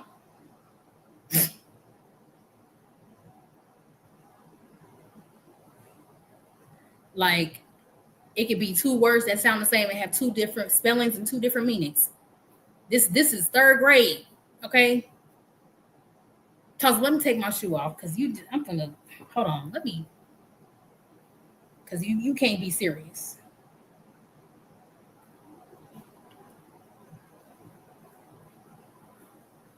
Like it's so frustrating. That's how they get you. He'll be on a roll, and then he'll get to the multiple wives thing, and then I turn it. He be like, I'm gonna have multiple wives, and be like, okay, click, cause I was with you, and you had me, and I gotta turn you off. He is funny though. I give him that. He do be speaking a lot of facts, but he also subscribes to a lot of ideologies and things. I'm kind of just like, no. And then he also has two daughters that he says I have two daughters, but I don't think he has a relationship with either one of them. I don't think he was in either one of their lives at all. So he also was not present in their lives. I'm not sure. Um, like I remember that being a big old thing. He does acknowledge that he has two daughters, but he never is with them. He doesn't have a real relationship with them. So he talks a lot of peace and Pan Africanism and talks a lot of things that are facts. And he's really funny. He's a great entertainer, but at the same time, he doesn't live like, at least to my knowledge from what I've seen, he doesn't live by what he preaches.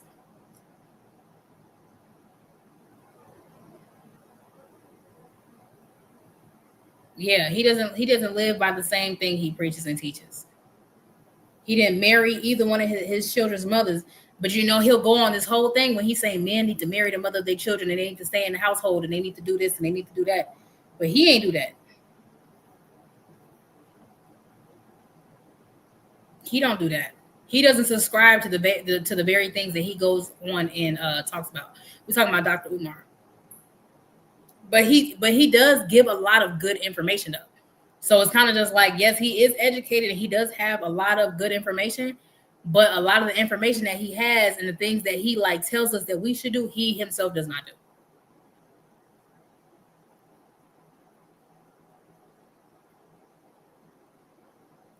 I don't know if the school is fake because I think he does have a building for the school. At least that we've seen. I don't think that's fake. And I think that it's been a lot of pushback on him getting his school. But I think that he I don't know. I don't know. But he is a hotel. He did show the building. He did show that people stole money from him.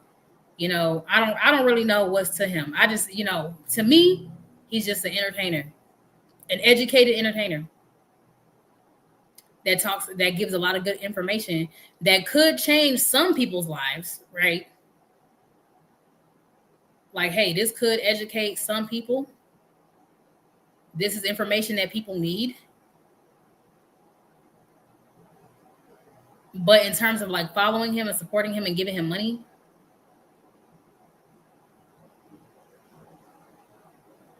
yeah.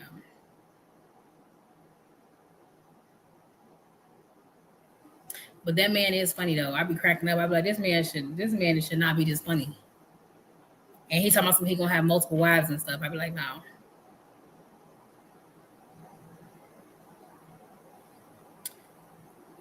That was like Kevin Samuels wasn't a hotep. He wasn't a hotep. Kevin Samuels was, I don't even know what to describe him as. I don't even know what he was. Problematic, to say the least. Um,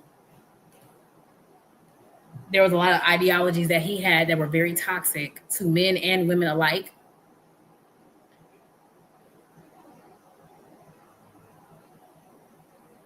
Um, but there was also, I think he also did that for entertainment purposes too, though. Because I remember seeing earlier footage of him and his content was not like that. So I think he realized that people responded more to negativity. And so that's what he ran with.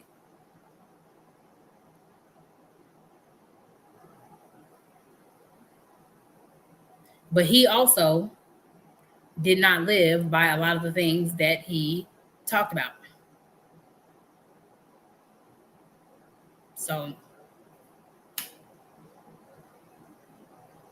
and everybody was so hanging on to his every word. I'd be like, oh,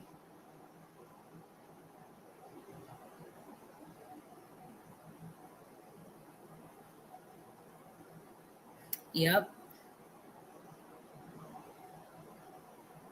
A lot of people were hanging on to his every word, and a lot of stuff he said was just so problematic. And I'm just like, man. And it's sad because there's not a lot of, yep, Jesus needs to be a role model for men, because there's a lot of men who do not have role models. And then you'll see a man like Dr. Umar, you'll see a man like Kevin Samuels, you'll see a man like whoever else, and think that's what a real man is supposed to be. And they'll hang on their every word and adopt their ideologies, and how easy it is for men to get sucked into that.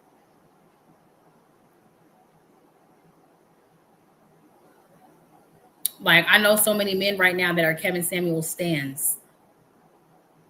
Like, stands. Hang on to that man's every word.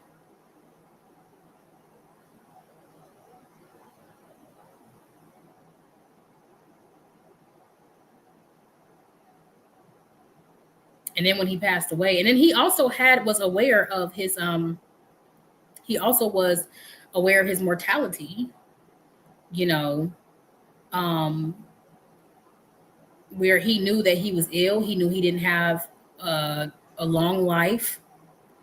While everybody else was out there being free, he also was dealing with, like, terminal illnesses and stuff and health complications. So it was sad. I think at the root of it, I do believe that Kevin Samuels did really want to help some people.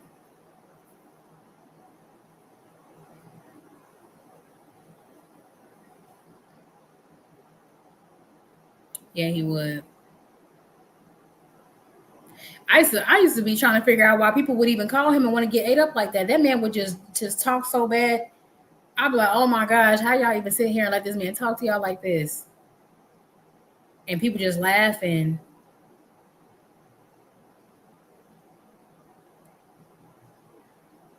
I have seen a couple of things about Tony Gaskins. I don't really know him that well, but I do know that he is a Christian, and he walks the walk. He's not just one of those people that's just like, I'm gonna talk about it. He's like, no, I know who I used to be, and he educates people based on who he used to be, you know. And he's kind of just like, this is what a man should be, and a man should not be doing this. And he calls out other men who do and believe certain things, and he also tries to help women in the process. From what I've seen, and he calls out other men that are like, hey man, what should you say? You a Christian, you say you a man, but you're doing X, Y, and Z.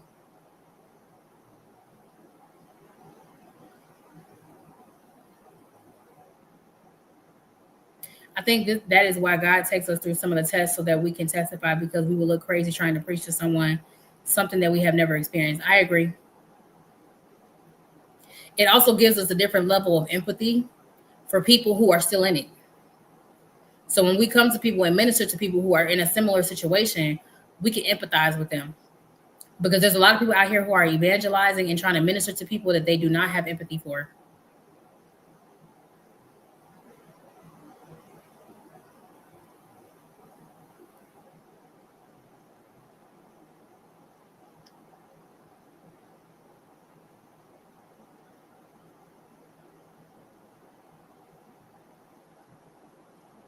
And I think it's really important. Like, and I think God also allows us to educate ourselves sometimes too, because for me personally, I experienced a lot of things, with witchcraft and occult people, but didn't even know what that was at the time.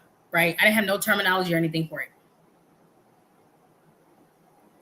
And so when I began to educate myself, I began to realize, like, oh, okay, like that's what that was, or that's what I was experiencing, et cetera, et cetera. And so then when I would run into other people and pray for other people who were under that type of demonic influence by witchcraft or involved in the occult, I could pray for them and kind of understand what I'm up against, and kind of understand what they're dealing with and what comes with that. and what it takes for a lot of them to be free. Because a lot of us can turn our lives over to God and just say, okay, God, we turn our lives over to you. We love you. We believe that you died on the cross for our sins and accept him. These people, it's a very different process, a very painful process, life-threatening process. And so when you see some people who are in the occult, or they have been a part of a cult, not just the occult, but a cult, have dabbled in witchcraft and they're fighting to be free, you have a better understanding of what they're going through. Or when you're ministering to somebody of a different religion who has been really devoted for a really long time and they're trying to come out of that, you kind of know how to minister to them because you know where they're at and you know what it takes for them to come out of that. Like, you know, like, and then you have to understand people who are like specifically who are Muslims, they have really knit communities. They have a strong sense of community in that religion. And so a lot of them, when they leave, they are completely void of community. Like, same thing with Jehovah's Witnesses. A lot of them, even if Jehovah's Witnesses don't leave the faith to be a Christian, it's certain things that if you do that you do when you're a Jehovah's Witness, they will literally like exile you or whatever. Like, they won't talk to you anymore. Like, they will like say you can't come over to the house, you can't come to the whatever it is that they have, because you know, because you haven't obeyed their whatever.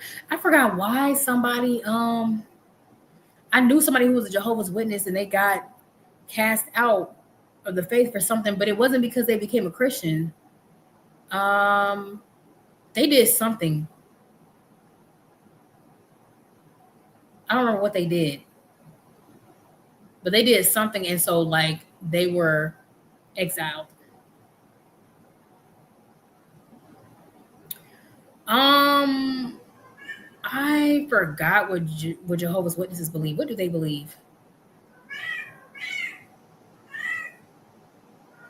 Jehovah's Witnesses, I do believe they have the Bible. I'm not sure if it's the same Bible that we have. They believe in certain things in the Bible. Um, yeah, they don't believe in the Holy Spirit. They also do not believe in yeah, they believe that I forgot. I gotta look up. Let me look it up right now because there's more to it than that.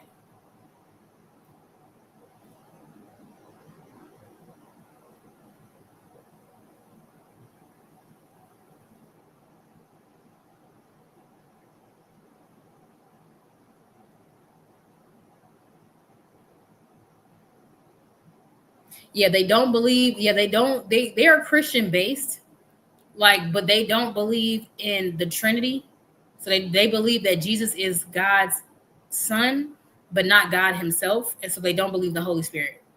Um, they believe in one true God, which is Jehovah. I'm Jehovah.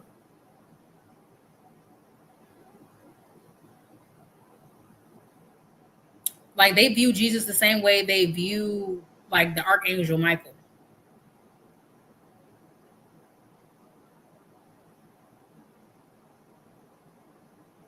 They believe that Jesus died on a stake, not a cross, and was resurrected as a spirit, not in a physical body.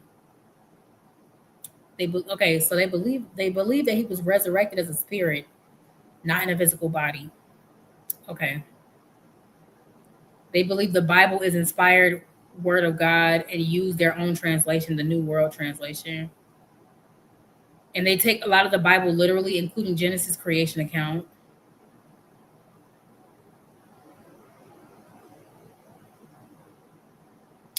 Central to their faith is what God's kingdom is, a real government in heaven, just Jesus King. They believe Jesus began ruling heaven in 1914, which marked the start of the last days. God's kingdom will destroy human governments, Armageddon, and bring paradise earth.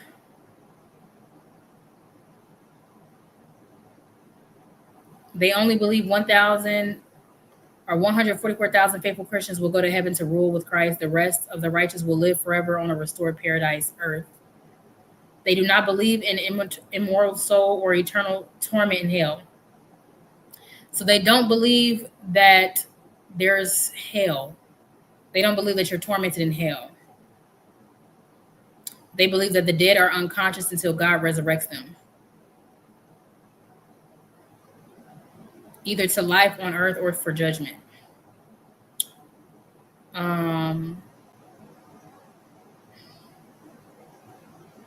Because we get into arguments every time they come to visit. They meet at kingdom halls for Bible study, worship, and training in evangelism.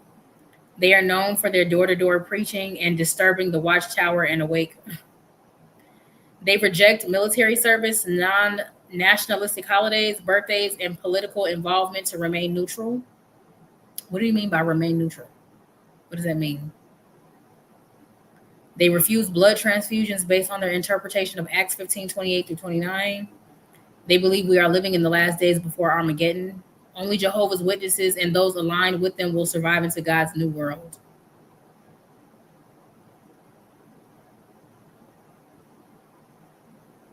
Why do they exile people though? Hold on.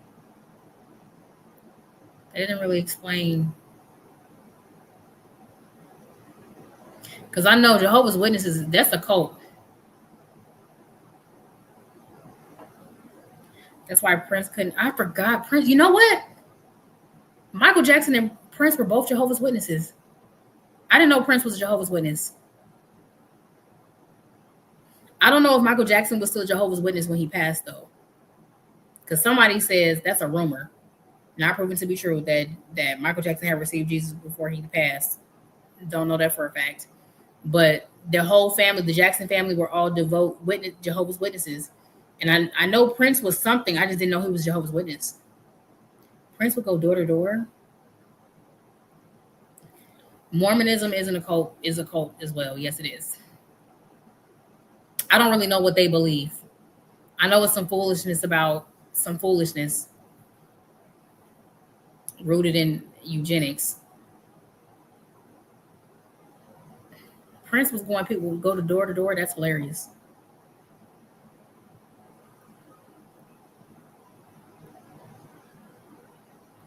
Why do they exile people?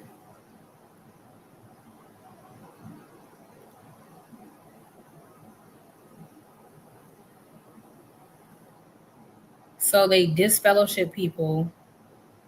Excommunication, they believe this is biblical command meant to keep the congregation spiritually clean and to encourage the wrongdoer to repent.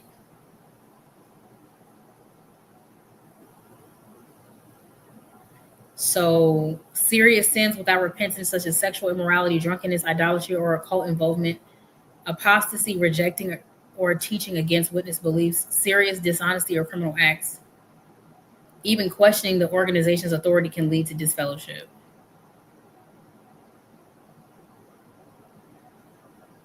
The whole family shun you.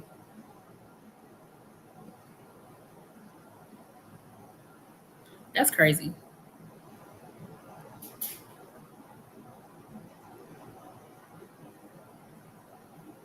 Because I definitely learned about Jehovah's Witnesses, but I didn't really remember what they believed.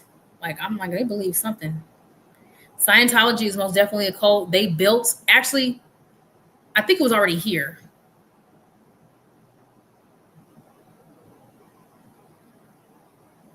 Oh, you're weird. Who is this?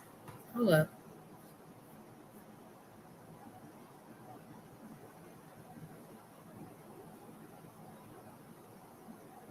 Let me block this person. Because what you...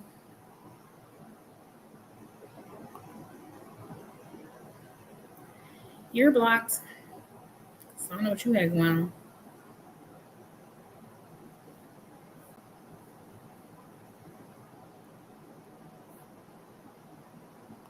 I just seen a bunch of comments. I'm like, who is this?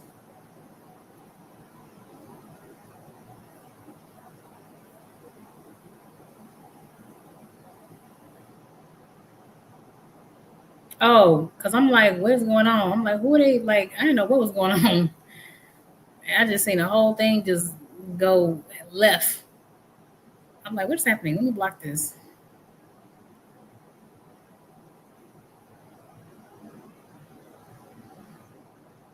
But yeah, I know Scientology is a cult, Mormonism is a cult, Jehovah's Witness is a cult. It's a cult.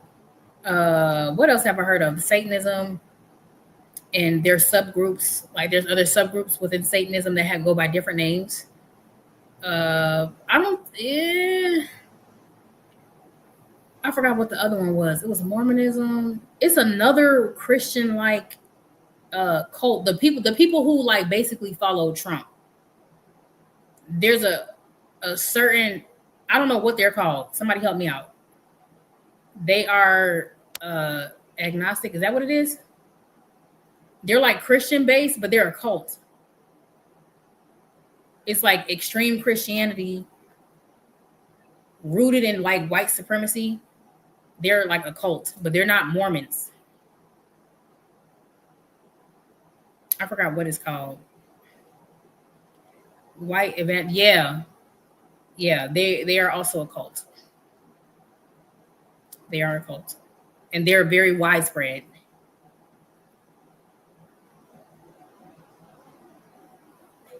They are very, very widespread. And I'm like, oh, well, that's a cult too. But I be telling people, I be like, learn about all these religions, learn about all these cults and all this other stuff, and then it helps you become a better witness. It helps better equip you, and it helps you understand like what you're up against.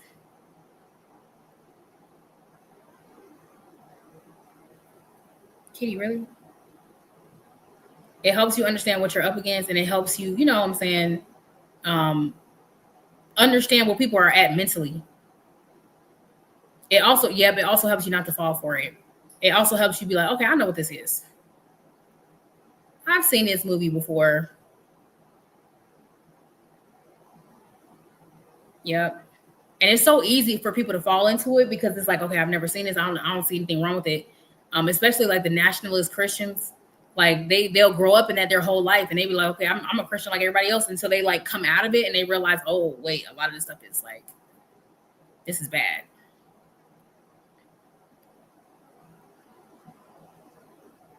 Same thing with a lot of people who are like who are into like hoodoo voodoo stuff, and they kind of like they try to preserve that religion because that's a religion, and they try to preserve that practice and keep it going because they don't want it to die, because of like you know, they feel like it's a beautiful religion to pass on to their children, but also don't understand like the dangers of it. And so, but they also want to be a Christian too, and so they go back and forth.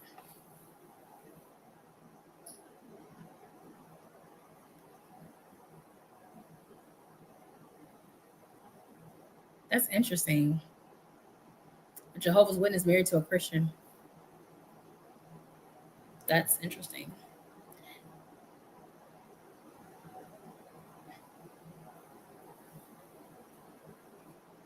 Like, they don't be arguing. I've seen some people like I've seen a Muslim and a Christian married before, and I'm like, how does that work? Like, oh, he do his religion, she do hers, and it's like, okay, and they let their kids decide what they want to do. Like, are you know? And I'm like, how does that even work?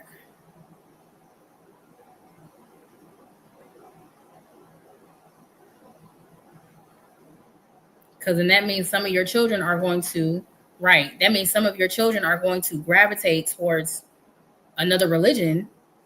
You know what I'm saying? Possibly.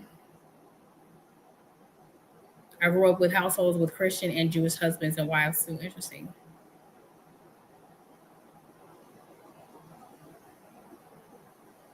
I actually know somebody who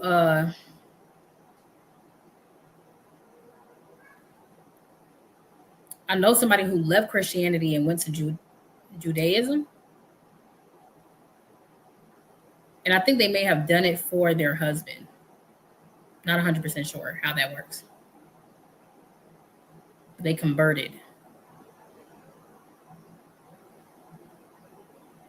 So she was a Christian and she became Jewish, and then like, but she still upholds certain Jewish beliefs though. I mean, certain Christian beliefs. So I don't really know what her husband believes, but I know her husband is like full blown Jewish, like grew up Jewish. What's the difference between Islamic and Christian? Are they pretty similar? No, they're not. No, they're not. There is a Jewish, I think I know who you're talking about, and he actually preaches very, very good. Like I've seen some of his sermons before. I'm like, wow, he's spitting. Um, I think I've seen him before. And if not him, then it's somebody else.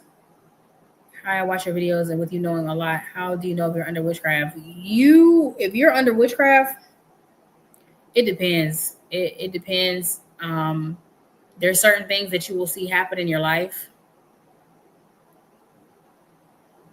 There are certain things that you will see happen in your life that cannot be explained.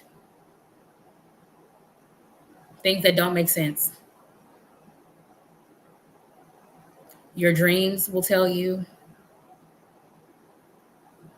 Your dreams will tell you if you're under witchcraft, or if you haven't. Sometimes you may not be under witchcraft, like somebody's doing witchcraft on you. You may have just like a witchcraft spirit that's attached itself to you that came down through the bloodline, or maybe you got exposed to something, you know. But you'll have dreams. There will be signs. There will be signs. And there will be some things when you just can't make sense of it.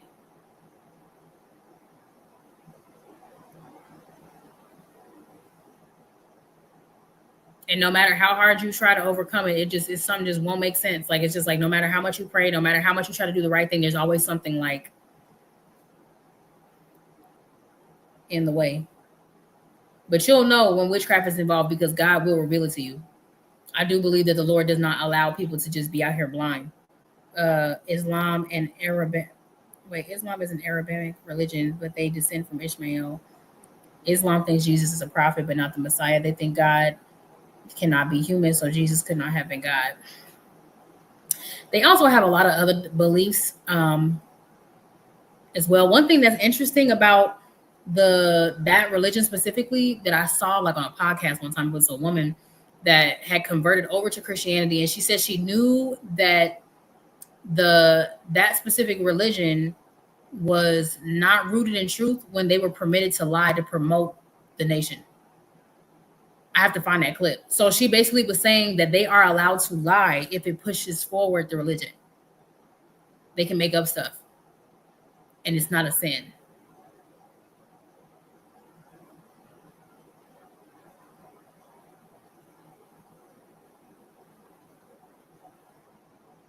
They each do their own religion. They each go to their own church. My aunt's husband even teaches a youth Christian group at Hughes Church. Like, he's one of the leaders. Like, truly, that's so interesting. But yeah, some people in the Nation of Islam, they are permitted to lie if it helps push that religion forward. If it makes the nation look good, even if it's a lie.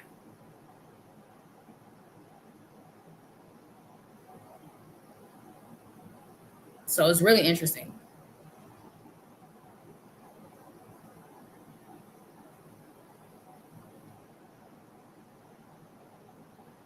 But you guys be praying, because I'm going to make a video about this, like just a regular video. Be praying for the witnesses and these counterfeits. And not just the counterfeits, like people who are in these relationships. Why is there a Beyonce church? There's a Beyonce church? Be praying about these counterfeits. Be praying about multiple counterfeits that are demonically influencing your loved ones. So the people that you love, family members, spouses alike, your children, whoever, because a lot of these people are nuts. And the warfare is about to vamp up. And a lot of these people are not going to, like, even when these people are free and they come into the church, come into the truth, right? And they confess Jesus Christ as Lord, and whatever it is that they got to do. Maybe some of them are already Christians, but they're still under some form of deception. When they break out of it, these people are going to go on smear campaigns. The warfare is going to heighten the closer the breakthrough is. Like, the closer the person is to a breakthrough, the more warfare will intensify. And they are going to go on smear campaigns. They're going to do a lot of things to try to destroy people's image, to make people look not like to make people look like they're not credible, to make people look a certain type of way, and even harm you and send certain attacks your way. Some of these people have been consulting all types of people. But the Lord said to be praying for them, and the Lord also said to forgive. Like when these people come, these witnesses come to you, and they confess what they have done, to forgive them. To forgive them, because a lot of these people were extremely deceived. Like we talked about earlier, a lot of these people who are in these cults, they are really like their brain has been hardwired to believe something that is just not true. A lot of these people who have demons on them have been hardwired to believe things that are just not true. And they were under the influence of somebody who were feeding them lies.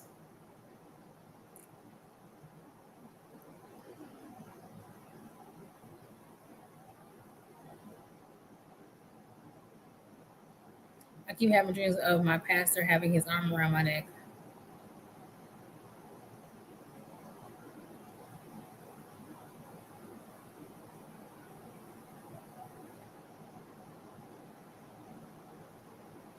When you become, I will say, um, when you struggle to forgive people, ask God to give you the heart that He has for them.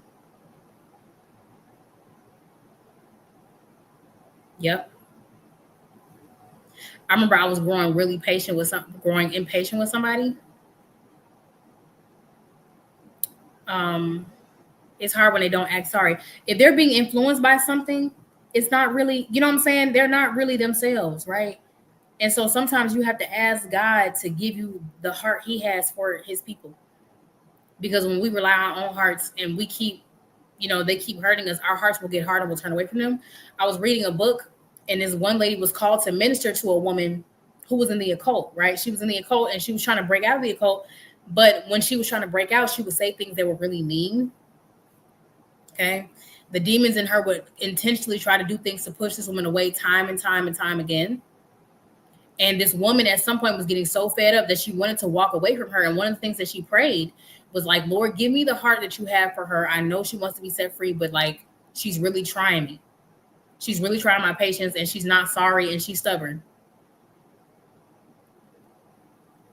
And so she began to pray to have the Lord's heart for this girl so that she can do what God has called her to do. And if she had not prayed for that, she wouldn't have been able to. She would have been offended by every single little thing this woman said, probably would have walked away from her. So many women and people had walked away from this girl and was like, we don't want nothing to do with her.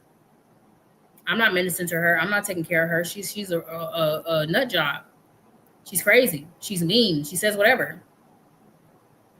And so sometimes when we're dealing with people who have been through a lot, and this woman had been through a lot to get to this point, we have to remember that there are certain things that we don't understand and we do not know that people are dealing with.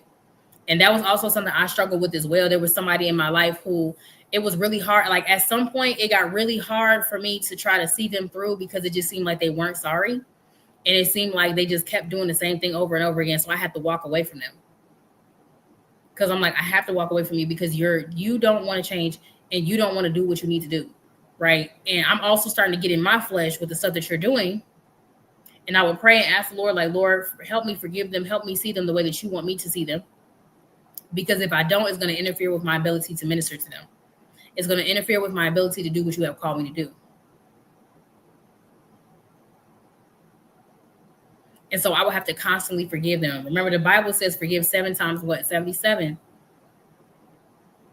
You got to keep forgiving. Even if they do something again, you don't know what afflictions they may be dealing with or what demons they may be dealing with. Now, of course, you shouldn't just continuously put yourself in the line of fire.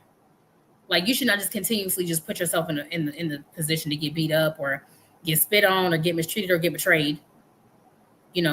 But at the same time, it's like, okay, if this person is really like dealing with some stuff and being afflicted in a way, and they did things repeatedly, there's like my ex-husband did so many things that were so hurtful, and he said so many things that were so mean and hateful that I had to forgive him for, because God had showed me the spirits that were afflicting him. So I had to understand, yes, he said these things to me. Yes, he did these things, but he's also being afflicted by these demons.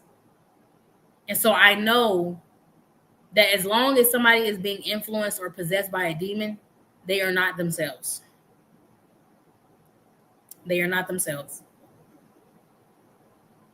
And so I have to try to hold that into account whenever those demons try to like pop out the woodworks and do something.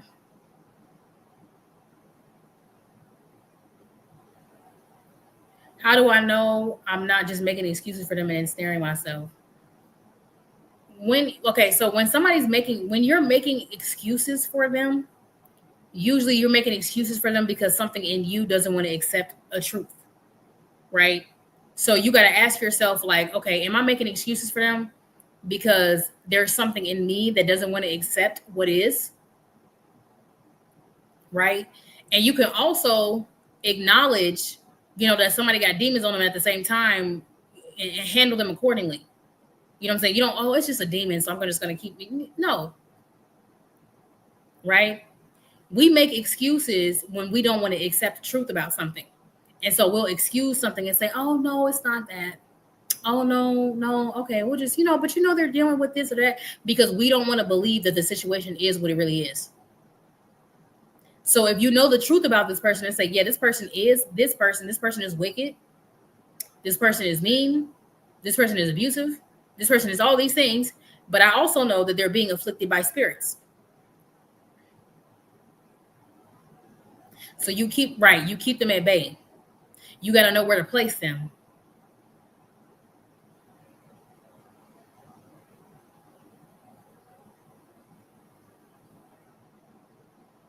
There are some people who are being afflicted by demons. And so because they're being afflicted, it's like, you just know, like, half the things that they do that they're shooting at you is not even really coming from them. It's being influenced by something else. And that's not to say that we don't hold them accountable and say, oh, okay, don't even worry about it. I know that wasn't you, because it is them. But there's something else influencing them to feel that way. And so whenever I still gotta see my ex-husband from time to time, it's times where he still get, them demons still be trying to, but I still pray for him when God leads me to. But I also accept where he's at.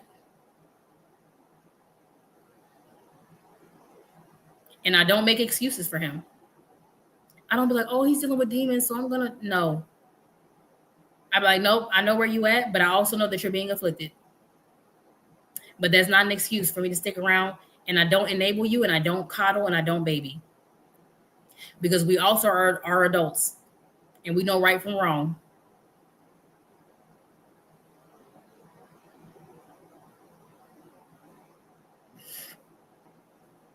I also knew it was somebody else in my life who was being afflicted by demons. And I knew they was being afflicted, but at the same time, they knew right from wrong. And at the same time, I could only do so much. I tried to help them. I said, I'm trying to help you. This person was dealing with a spirit of witchcraft in a form of rebellion, because they were rebellious, not just because somebody put witchcraft on them. That could have also been part of it as well, because they probably got involved with something they weren't supposed to be involved with. But they also had a spirit that was making them schizophrenic. They were hallucinating. And I told them, I said, this is a demon.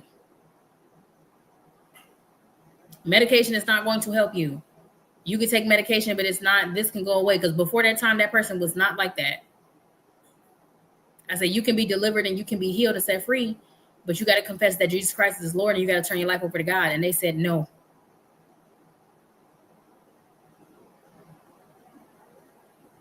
They said, I worship my ancestors.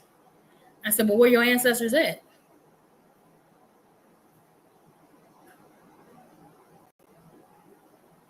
Where they at? They ain't helped you yet.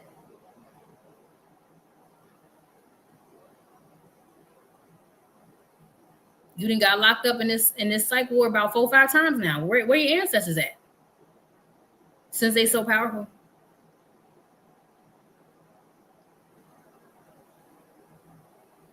I'm sitting right here.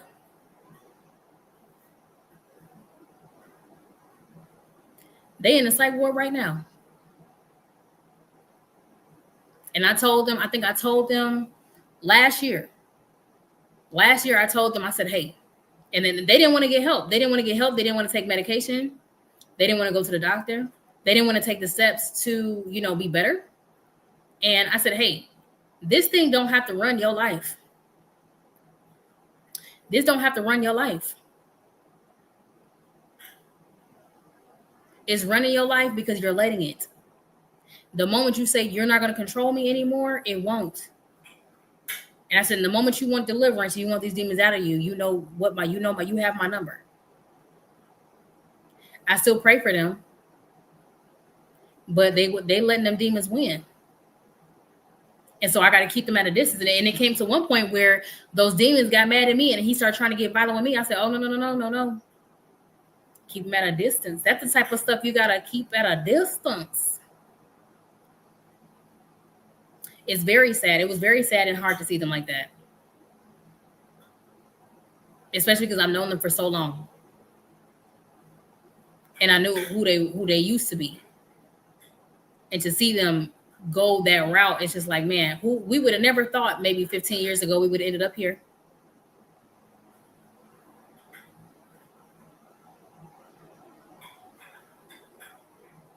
And they were like, man, I worship my ancestors. I don't care nothing about this.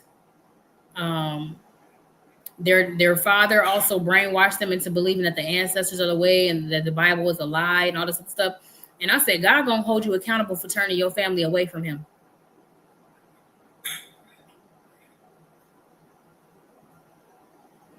He had a family that served the Lord. They all went to church. He was the only one that didn't go to church.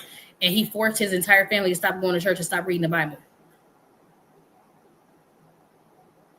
And that's when that person began to go down, down, down.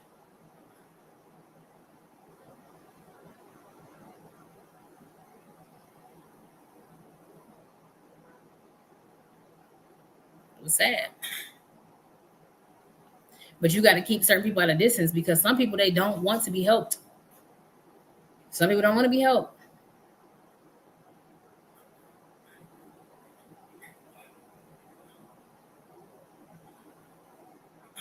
You got to pray people into the hand. You got to pray people into God's will. God, I've done all that I can. And you got to pray them into God's will. I'm going to let God do what he want to do with you. I can't do nothing else. Pray God's will and pray it persistently.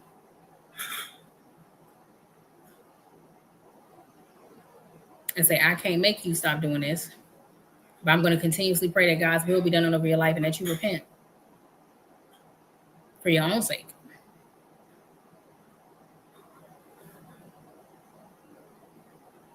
I've had to do that with a couple people where I tried to convince. I'm like, you know what right from wrong is. You know why you shouldn't be doing this. You know the spiritual consequences for this.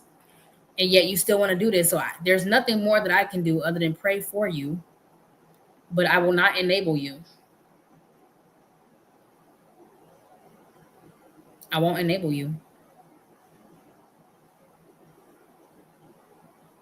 And you won't continuously reject me, right? There's some people, they like demons do try to get you to push them away, especially when you're dealing with like occult people in the occult. They will try to push you away. Those demons will do everything to get people to get them to push people away they should not push away.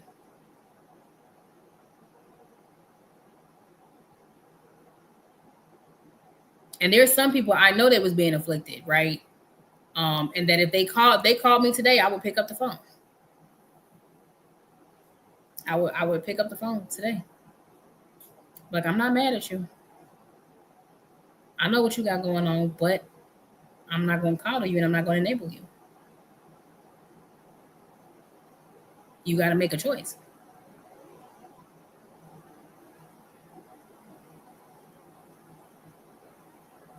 But the only time you're making excuses for somebody when you are trying to make excuses to keep up a lie. Like to tell yourself, to try to keep yourself from being honest with yourself about what's going on. Like there's a lot of women who won't face the reality of the fact that their marriage is dead. There's a lot of women in marriages that the Lord has called them out of, and they kind of they're not accepting that. They're like, no, no, he's just being afflicted by demons. I just stay here. And God is like, no. There's some people, not even marriages, but just relationships. God is like, this relationship ain't for you. And some people are like, no, I want to be here. I just know it's spiritual warfare, right? We just got to keep praying. You know? And they're doing that not because they truly have faith in the situation and they truly just believe that God is going to do a thing, but because they're not willing to accept the truth of what actually is going on. And so they're trying to make excuses to stay and fight because they don't want to accept how bad things really are.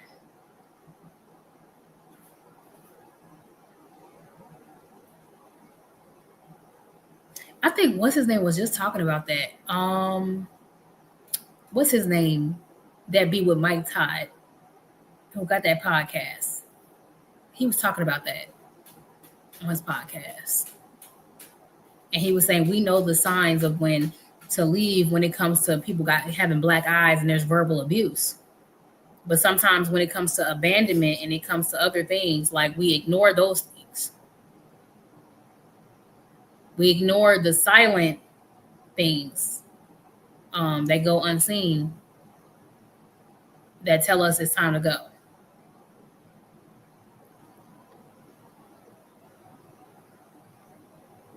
I forgot what he said, but it was a very powerful clip. I was like, that's actually, you know what? He's speaking facts.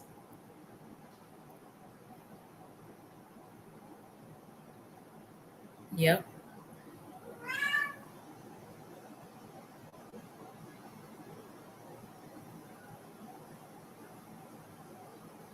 And it could be hard because it's like, this is, especially when it's somebody you've been connected to for so long. It's like, I've been friends with this person for so long. It's hard. It's easier said than done for sure. And sometimes it takes Mr. Kitty agreed. And sometimes it takes a couple tries. You agree, Kitty?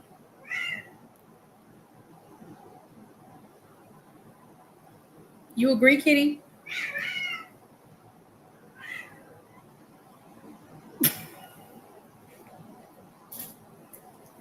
Okay. Not him responding twice.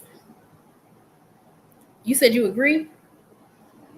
He like, all right, I ain't saying it again. He looked at me like, you heard me the first 2 times. Are you hungry? No. Why you just say he like, I'm not talking no more. I've said enough. I was trying to get him to say something else. He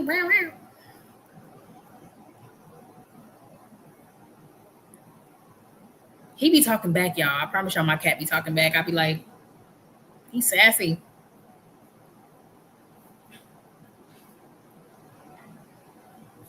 He be like, I know that's right. Ain't that right? He like,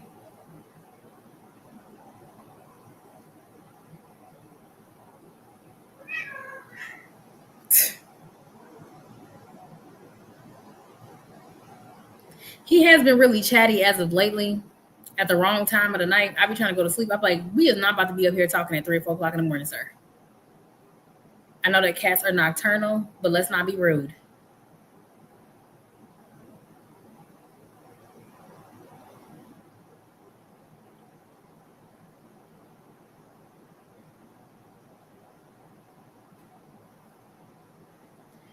I can't wait for the next fast, y'all.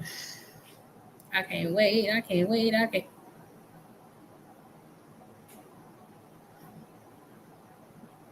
My cat. Let me see. I can't even put the clip up here. He literally knocks on my door when I close it. He gets mad when I close doors. Like if I'm using the bathroom and I close the door, he'll get mad. If I go to sleep and I close the door, he will get mad. You want camera time today? You want to be seen. Every time I go live or something, he prop his butt right up there.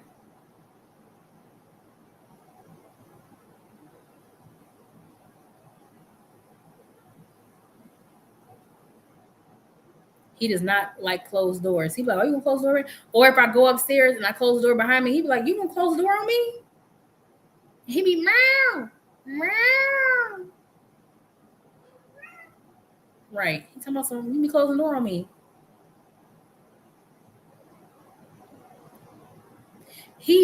My cat bangs on the door. Like I don't know how he does it, but he be like it literally sounds like he's pushing the door. And I'm like, okay, super bionic kitty. He be like, open this door so we can go to sleep together. Like, I don't know what you think this is. But he was on punishment because he kept trying to mark stuff. So I was like, no. You on punishment.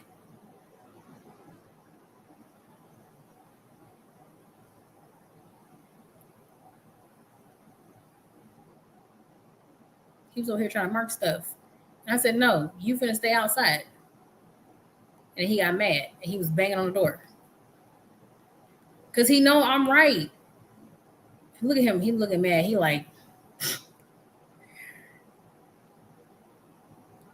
do not like closed doors. He do not like locked doors. He don't like it. He don't like if you upstairs, he like, I need to be upstairs. If you downstairs, I'm downstairs. The only time we should be separated is when you leave the house. But if I go to a certain level of the house, he will literally sit and wait by the door until I come back downstairs. And if I'm upstairs too long, he gonna get real loud. Like we were having a family game night. I think it was like last weekend. And then the whole time he was mad. He meow, meow, because he was downstairs and was not like he was not included on the game night. He was feeling some type of way about that. For real. He was mad. Look at him looking at me. Don't you know? You better not. He getting an attitude now. Play fight if you want to. You're going to get beat up in front of these people.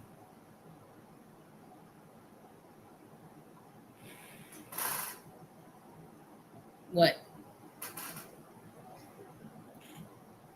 I don't know what you sniffing for. He know I'm talking about him and he mad. Why are you bothering me? Mr. Attitude.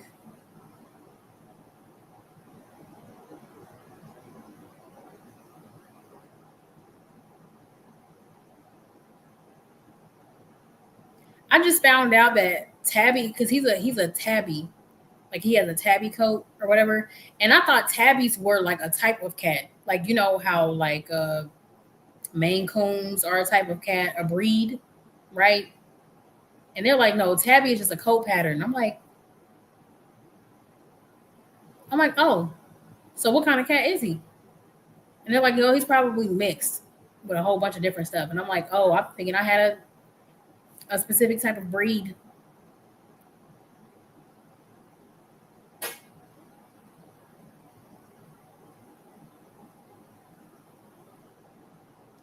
They were like, tabby cats do act a certain type of way.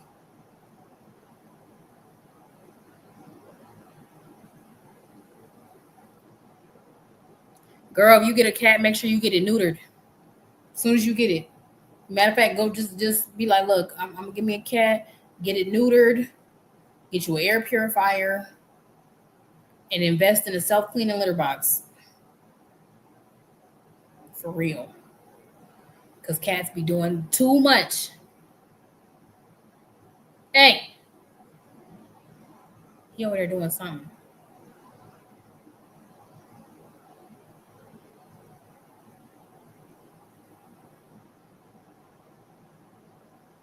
But I'm gonna let y'all go. I wanted to chat and tell y'all. So I'm gonna make another video, like an actual video about this. But I was online. I'm like, y'all heard it on live first. Y'all heard it on live first, and then the actual official video come out later.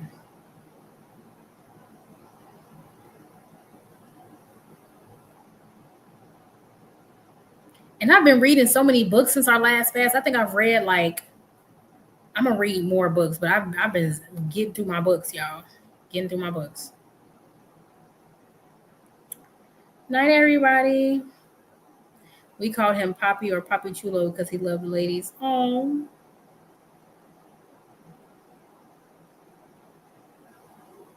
Hey, my cat is a flirt too, low key. My cat's a flirt. He be flirting. Good night, y'all. Love y'all. See y'all soon.